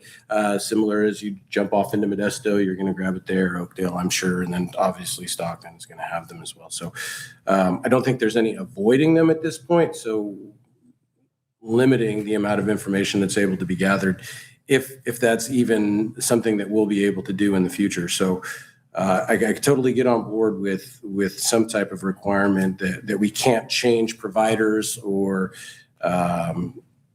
software without council's approval. And as far as adding any additional cameras, I think that would be it too. That would be something that would run through council as well. Councilman Stroman, you have any thoughts on this? Actually, I have a question for Chief, and then I have a question for you, Mr. Mayor. Yeah. Chief, respecting confidentiality of law enforcement, can you walk me through the process of, let's say, City of Modesto reaches out and wants information? How does that process work? So once we share data through Flock, it's an integrated system. So if we punch in a license plate, so when you're doing the search for a vehicle, like let's say you're looking for a specific, we got a suspect vehicle. It's a black Ford truck. It came through the town approximately this time. We would do a search for black Ford truck, and if we could find something that we thought was the suspect vehicle to get a license plate off of it, we would then run just that license plate through a more in-depth search. And then running it through the further search kind of shows us all the cameras that it hit off of. So if you do a search for a license plate number, it automatically searches the camera networks that we are connected with. And how far out does that camera network extend? Like I said, I'm not sure, but we share with hundreds of California agencies. So my question for you, Mr. Mayor and Councilmember Kay, how do you envision this Citizens Oversight Committee? I mean, what in particular, what are they looking I think for? we need an auditing committee of citizens, maybe 3 people, so it's odd, that once or twice a year go through an auditing process with the chief and present that information to us or to the community to make sure that everything's on the up and up, which I know it will be. This is not an assault on you, Chief. I think our cops are awesome. They do a great job here.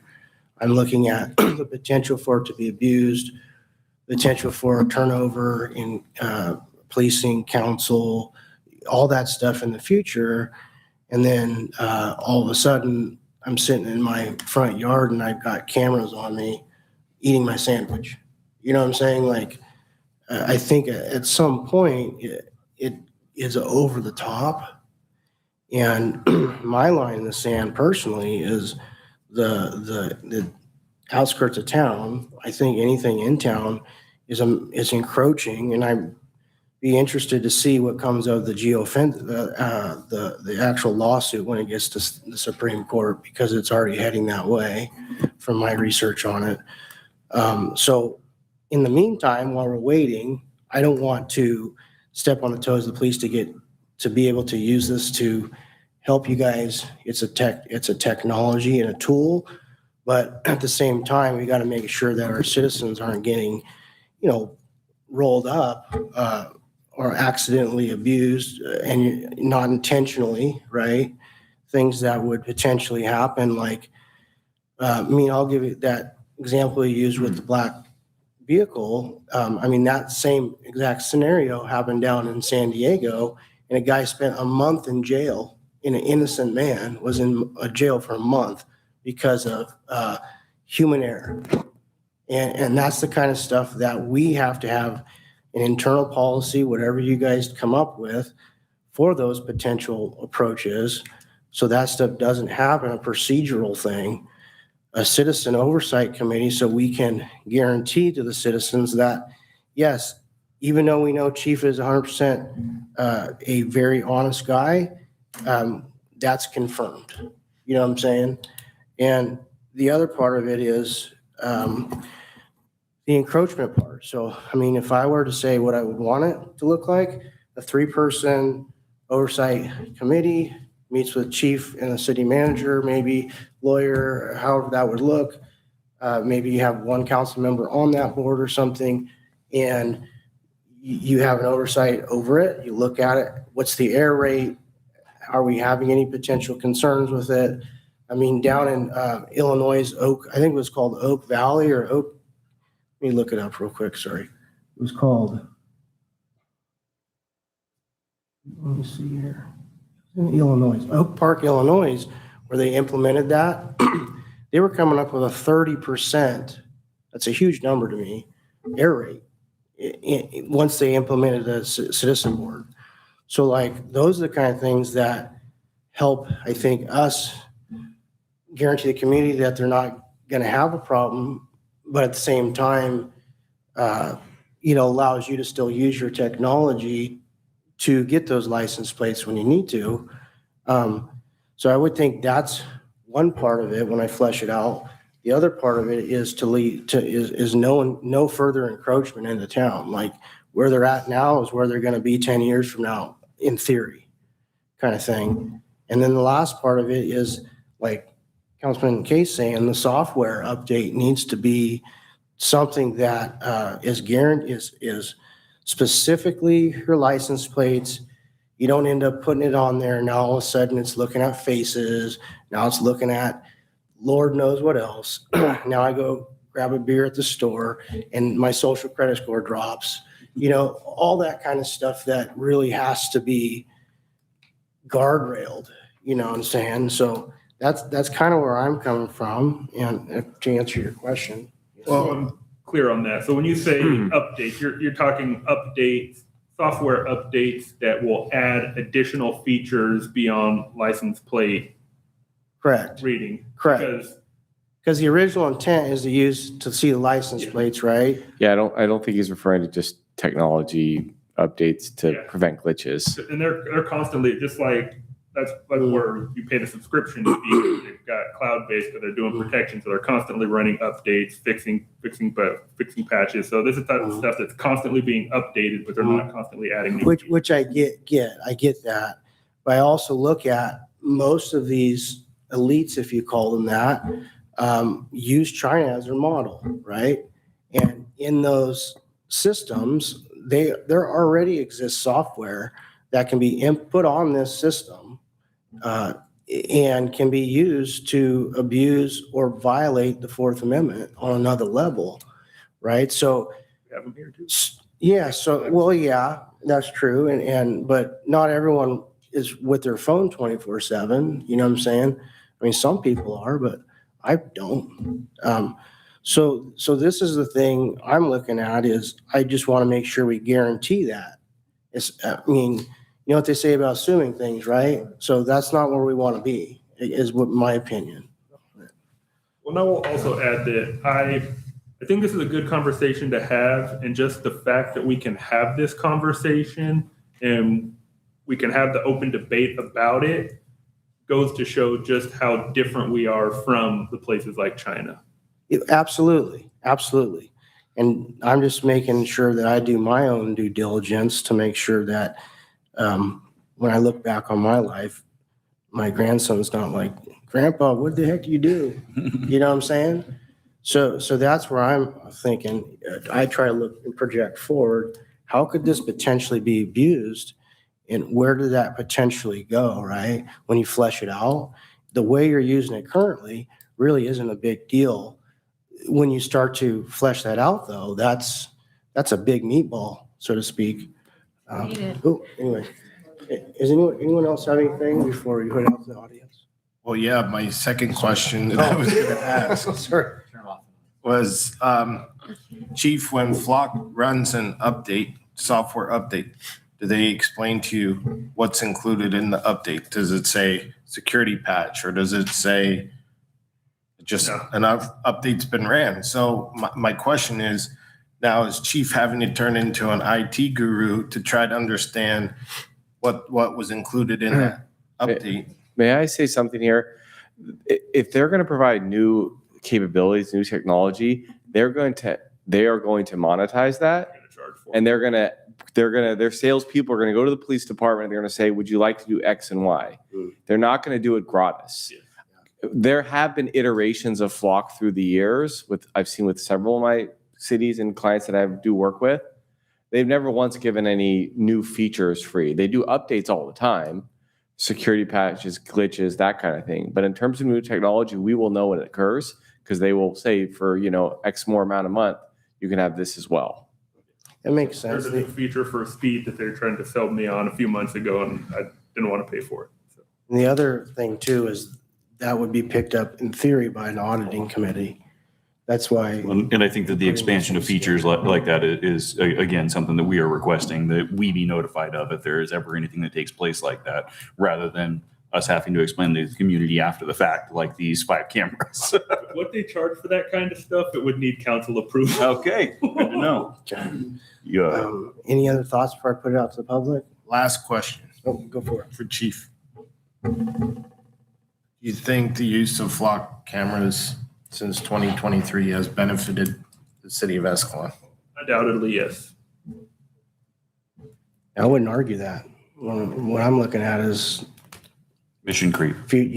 Mission creep. Well, I understand that, guys, but if you carry a cell phone, they already know where you're at. So where's the balance? You can put it down. Yeah. And it's private and it's an option, and this is not an option. That's the difference. The difference is the government is surveilling you instead of you surveilling yourself. I agreed to these terms and conditions. I did not agree to the terms and conditions of Chief knowing every time I come in and out of zone.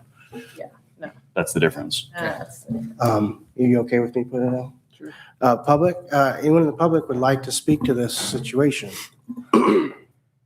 Excuse me. I would. Chief, I got a question. Last month, we had 182 hits, right? Or reads, correct? Yes. And 2 hits, correct? 2 stolen car hits, I'm pretty sure. Yeah, that sounds about right. And so were those investigated, were those cited? What happened with those? Because my whole thing is if we're only using it for stolen vehicles, right? How much are we paying for that a month, and is it really necessity? No. If it was just 2 hits, technically, because you don't even go after the stolen license plate hits, right? What are the benefits? So if you look at the total hits, I'm looking. It was 180 or So, yeah, so 852,000. That's total hits. Most of those are stolen license plates.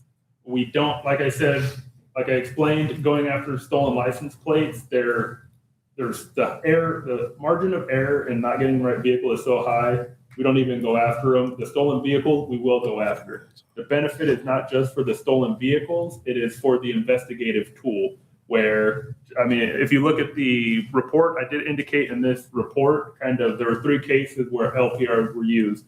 One of them, we actually identified the person that stole a bike, and we know who they are. We're seeking a warrant for their arrest. There's another one where we've identified the vehicle. We identified the vehicle. We just couldn't tie a person to the crime. So we don't just get the license plate, say, okay, this is the vehicle, this is the license plate. We're going to go arrest the owner for a crime. We got the license plate. Now this is an investigative tool. We can use this to see which people had access to this vehicle at the time of the crime to see if we can tie an actual person to the crime. No, I get that. I understand that. But I guess, just based off July alone, right? There was 182 hits, which means illegal activity, correct? So a hit is an alert. Right. Well, I'm just saying. So the hits are the hot list hits. Those are not officer searches. So it's right. just that. What I'm saying is that I'm pretty sure there was only 2 stolen vehicle scans last month. Correct. Right. So what became of those 2 hits? The vehicles were not located. So nothing, right? So the whole month was use those cameras just to watch people coming in and out of town, or? Well, what I'm asking is like every month, like last month, for instance, and like your little screenshot with that data right there. Are those tied directly to the use of flock cameras? The ones from 2024 are. Every one of those arrests were tied directly from the use of our flock cameras. I'm not going to say every one of them, but if you can see, it's threefold from the year prior, and the only difference is we got the flock cameras. And I know the first year we had them, we were running hard because I got a couple of the stolen vehicles because every time we got an alert, we would respond to them, and we'd respond to the stolen vehicle alerts when we can. again, we got two alerts for stolen vehicles.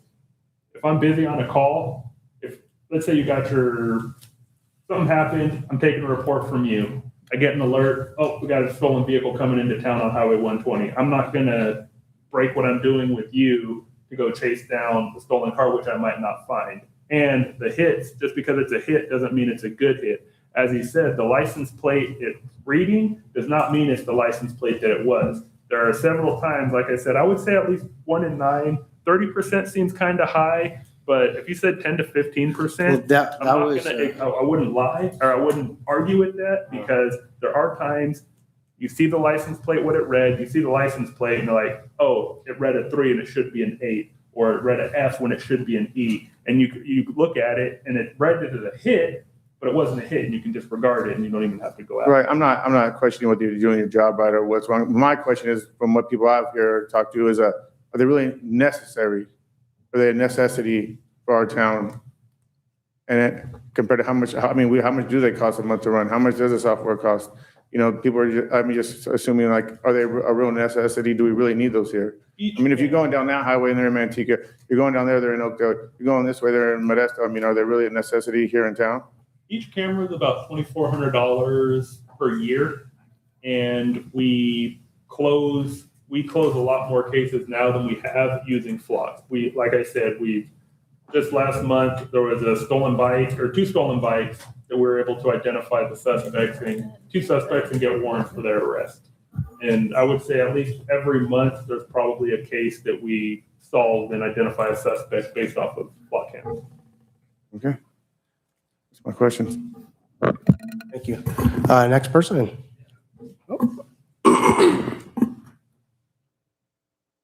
community I came from, Mr. Mayor, they not only stole your damn sandwich, but they probably stole your truck so they could take it home, you know? So you got to put up some safeguards, and I understand there's got to be oversight and all that kind of stuff, but I'm 100% behind the chief in the use of whatever kind of technology that's within reason. And I think this is within reason.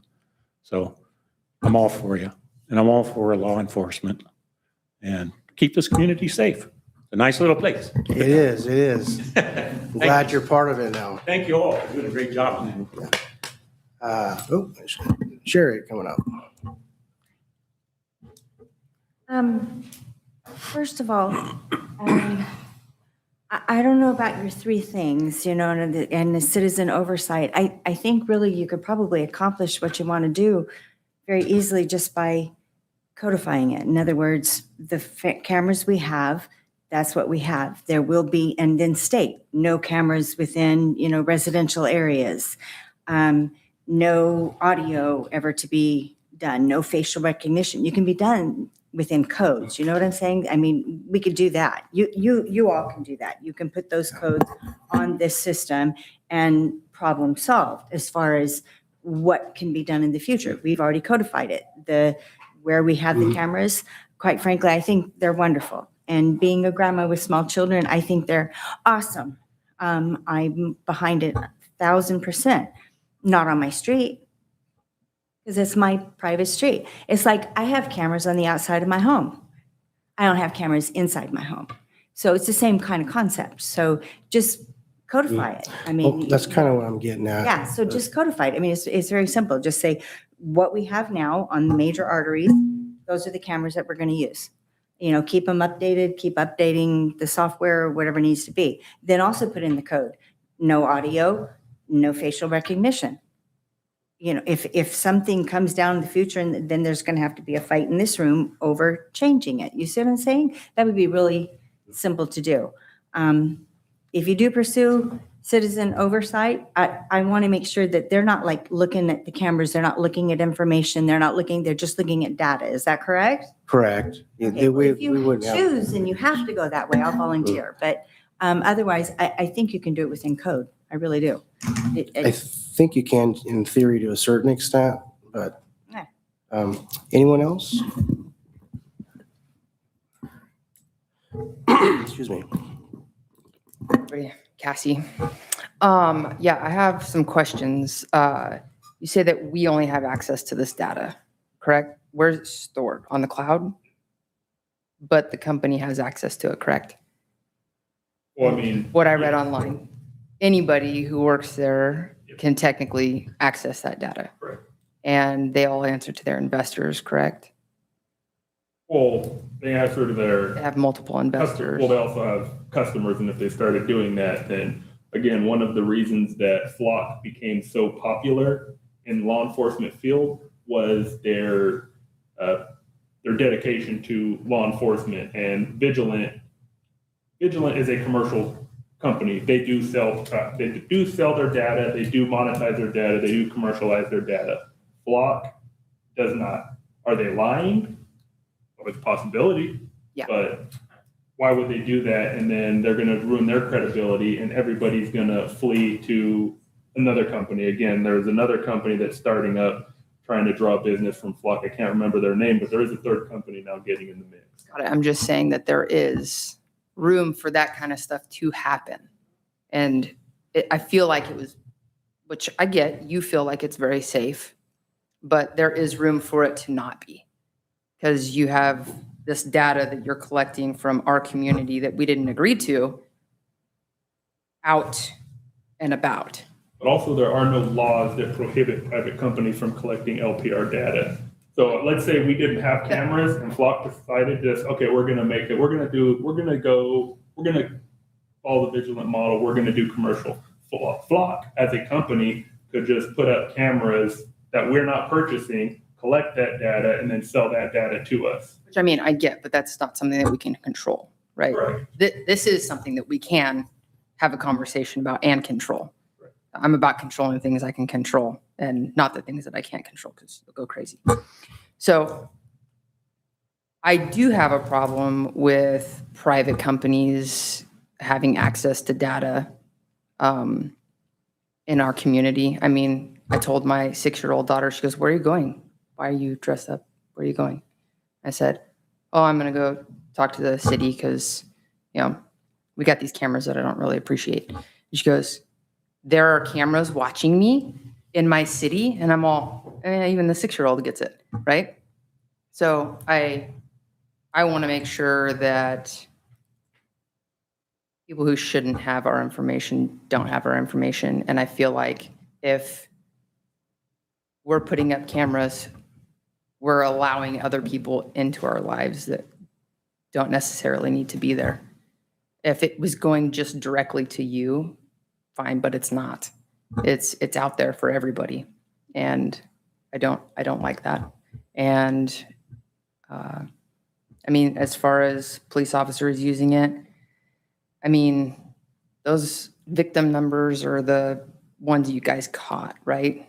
I mean, as far as police officers misusing, I'm sure there's way more than that. I personally have been a victim of a police officer doing things that they shouldn't do, and I know it happens.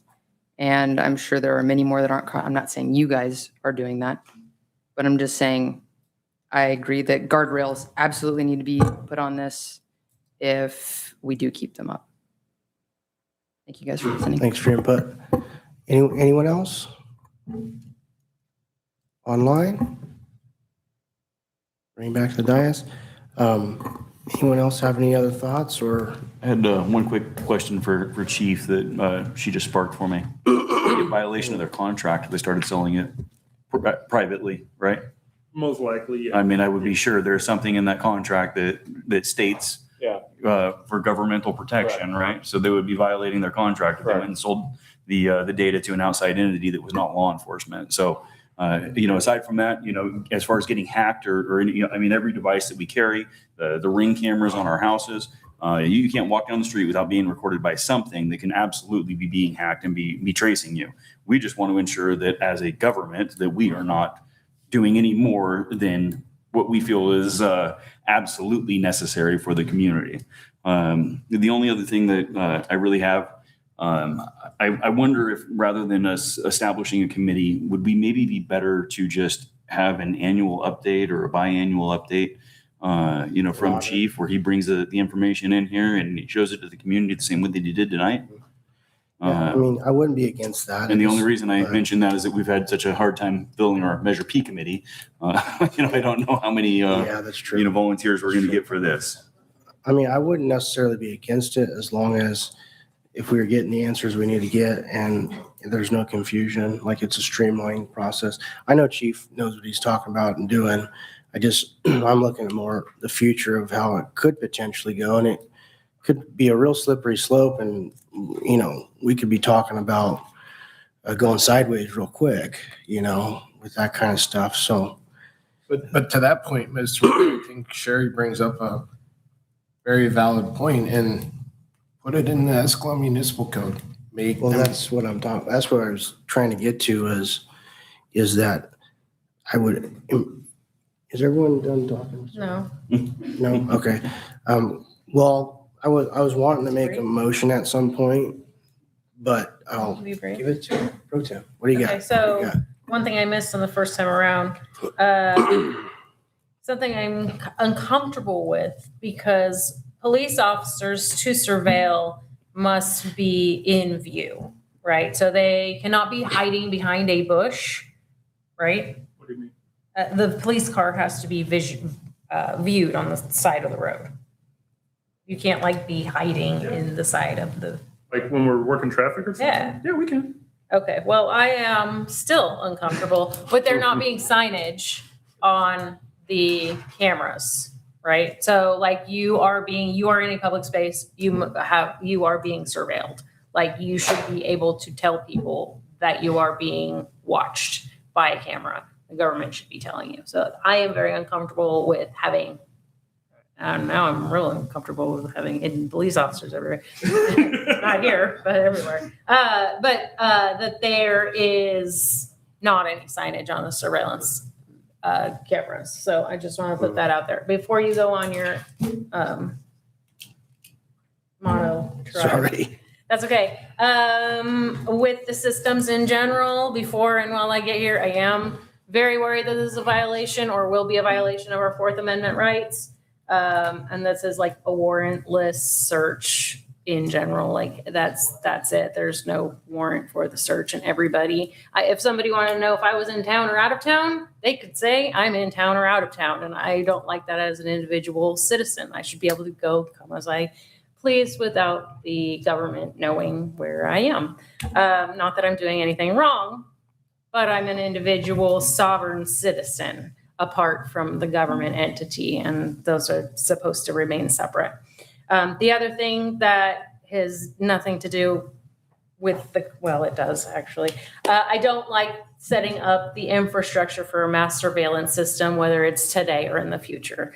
And that mass surveillance system, I'm very uncomfortable with. So if we end up moving forward, I would be more comfortable with this to be a mobile system and not just setting in stone that we have, like in the cement, that we have a mass surveillance system in and out of our cities. I would be more comfortable with that. And then I would be more comfortable with signage on the cameras themselves. And then I like the codification, not in residential areas, right? So, okay, that's before. That's what I got. Anything else? Okay. Let you have it, Chief. All right. Well, I'd like to make a motion to, if we're going to keep the cameras we currently have, that we codify not in any residential, and we keep it to the current 5 cameras we have, that no software updates that have new technologies be allowed until it's been brought to the community forum. Excuse me. And if the Supreme Court does rule on it being a Fourth Amendment violation, that we do remove those if it does come down to that. Is there anything I'm missing? I think. Oversight. Oh, yeah. And then the auditing process, I would be fine with initially doing once-a-year auditing process through the community with Chief. And if it looks like there's a concern there, then we can, at that point, flesh it out. Yeah, that would be my motion. So just to be clear, the auditing, the chief would basically do an annual report. Yeah, because it's Of important to know any- how many error rates there are. Has anyone been shot because? No, I understand that. I understand what's important and why it's important. I'm just saying, Okay. you want chief to do that.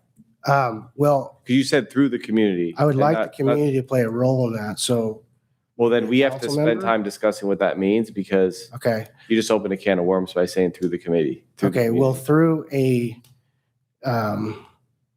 you want to do oversight from council member? Probably two, right? At least two? 2 council members in Cherry Hill?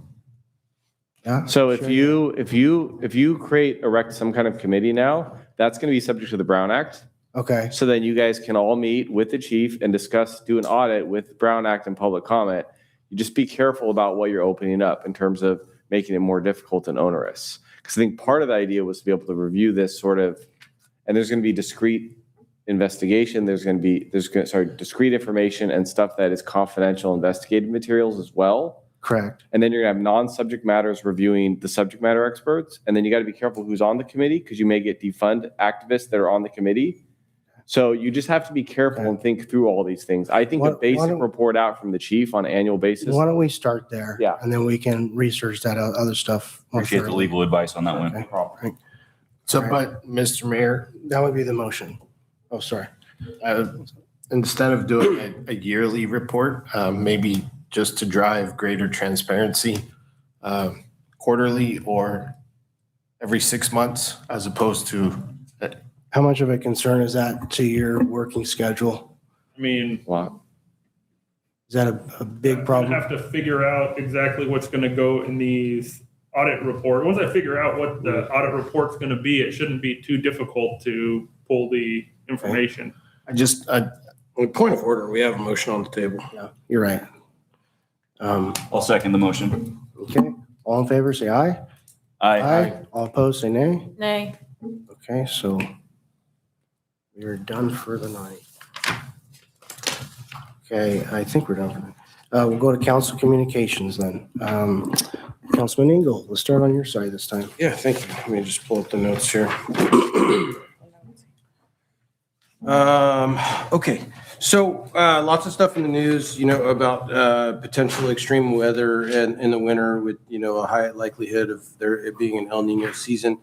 So what I was hoping is that we could make sure to review and have a plan in place for storm preparedness, just in case we do experience large quantities of water like we did last season, just to make sure that we're thoroughly equipped to handle the event and have all contingencies in place. So I'd like to get that on the agenda if I can get a consensus for that. I would back that.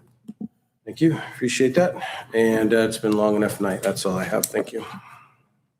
Councilman Stroman? sure, I'll make my comments brief.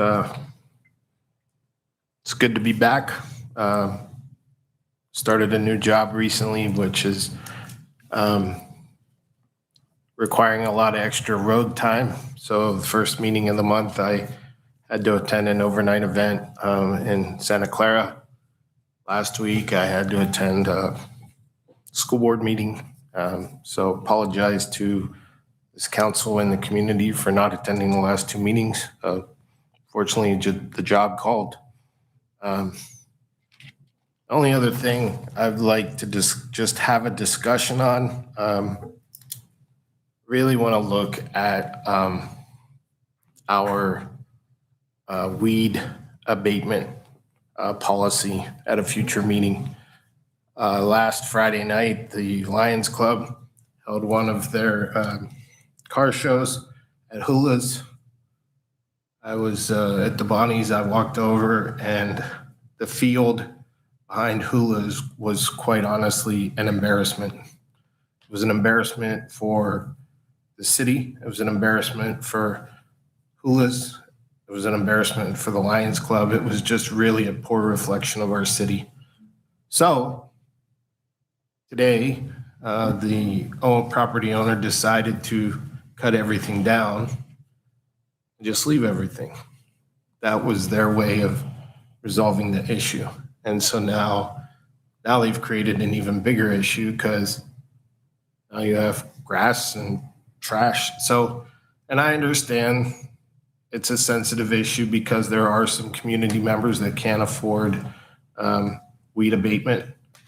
But those, I think those are the anomalies. So I just want to look at our policy and see, because right now, I mean, correct me if I'm wrong, city manager, but we send letter after letter after letter after letter. And I would be behind it if we're not looking at like a compliance officer. no, Like I don't want to be targeting citizens. absolutely. So if we can look into like how we can maybe make that policy have a little more teeth. That's exactly what I'm trying to figure out. Then I would be behind that. Yes, For sure. because it's a poor reflection of the community. And I mean, the expectation is not somebody driving around looking for these things, but really adding more teeth to the policy. So I just want to have a conversation about it. Okay. Is that enough direction? Okay. And other than that, it's late. Thanks everybody for your input. Councilman Kay. Had something that I'm just going to hold off on because it's gotten so late. Chief, thank you very much for putting that all together for us and fielding all of these questions and all of this discussion. It seemed like you got more of the focus tonight than you usually do, and I appreciate your ability to have those questions bounced off of you and you come back with perfect answers every single time. You do a great job, and I really appreciate you. Justin, thanks for not falling asleep over there. On that note, thank you guys for sticking it out with us. Have a great night. Okay. Pro Tem. Just a couple comments on this evening. Great conversations today. I just want to thank Chief for all the questions we've thrown at him today, and just state that I have all the faith in the world in our human police force. You guys have done a great job since I've been here in Escalon. You continue to do a great job connecting with the community. So appreciate you guys. And we need to make sure that humans remain the collective, right? So as we're going into this age of machines and cameras and robots and automation, the humans must win. Like the humans must be the collective of things and people that run things. And so when we are deciding to vote on things, to automate things and that kind of stuff, we should make sure that we, in my opinion, we need to make sure that we keep staff, that we hold on to staff, that we're not automating things to let staff and humans go and have this just come in and be empty, just you type things in like at the kiosk at McDonald's and then you get an answer from a screen. So that's my concern when I'm digitalization and the automation, that we stay Escalon, we stay the hometown feel, we stay where we connect with people and we're doing business with people and we're making relationships with our staff and our people, with our community. So that's my commentary on this evening, and it's been a great night. That's it. I'll keep it short and sweet as well. Chief, I do appreciate your professionalism on this. I'm no intent. I wasn't trying to throw arrows at you. I just want to make sure that we have a very well thought out approach to where you guys are able to use it where you need to, but we're not putting it in play where it could be over the top abusive. So I do appreciate that. Other than that, I don't have anything else. You guys have a good night, and Congressman, thank you for coming because I know you're going to win. So I appreciate it. I've actually been thinking about doing it for my dad.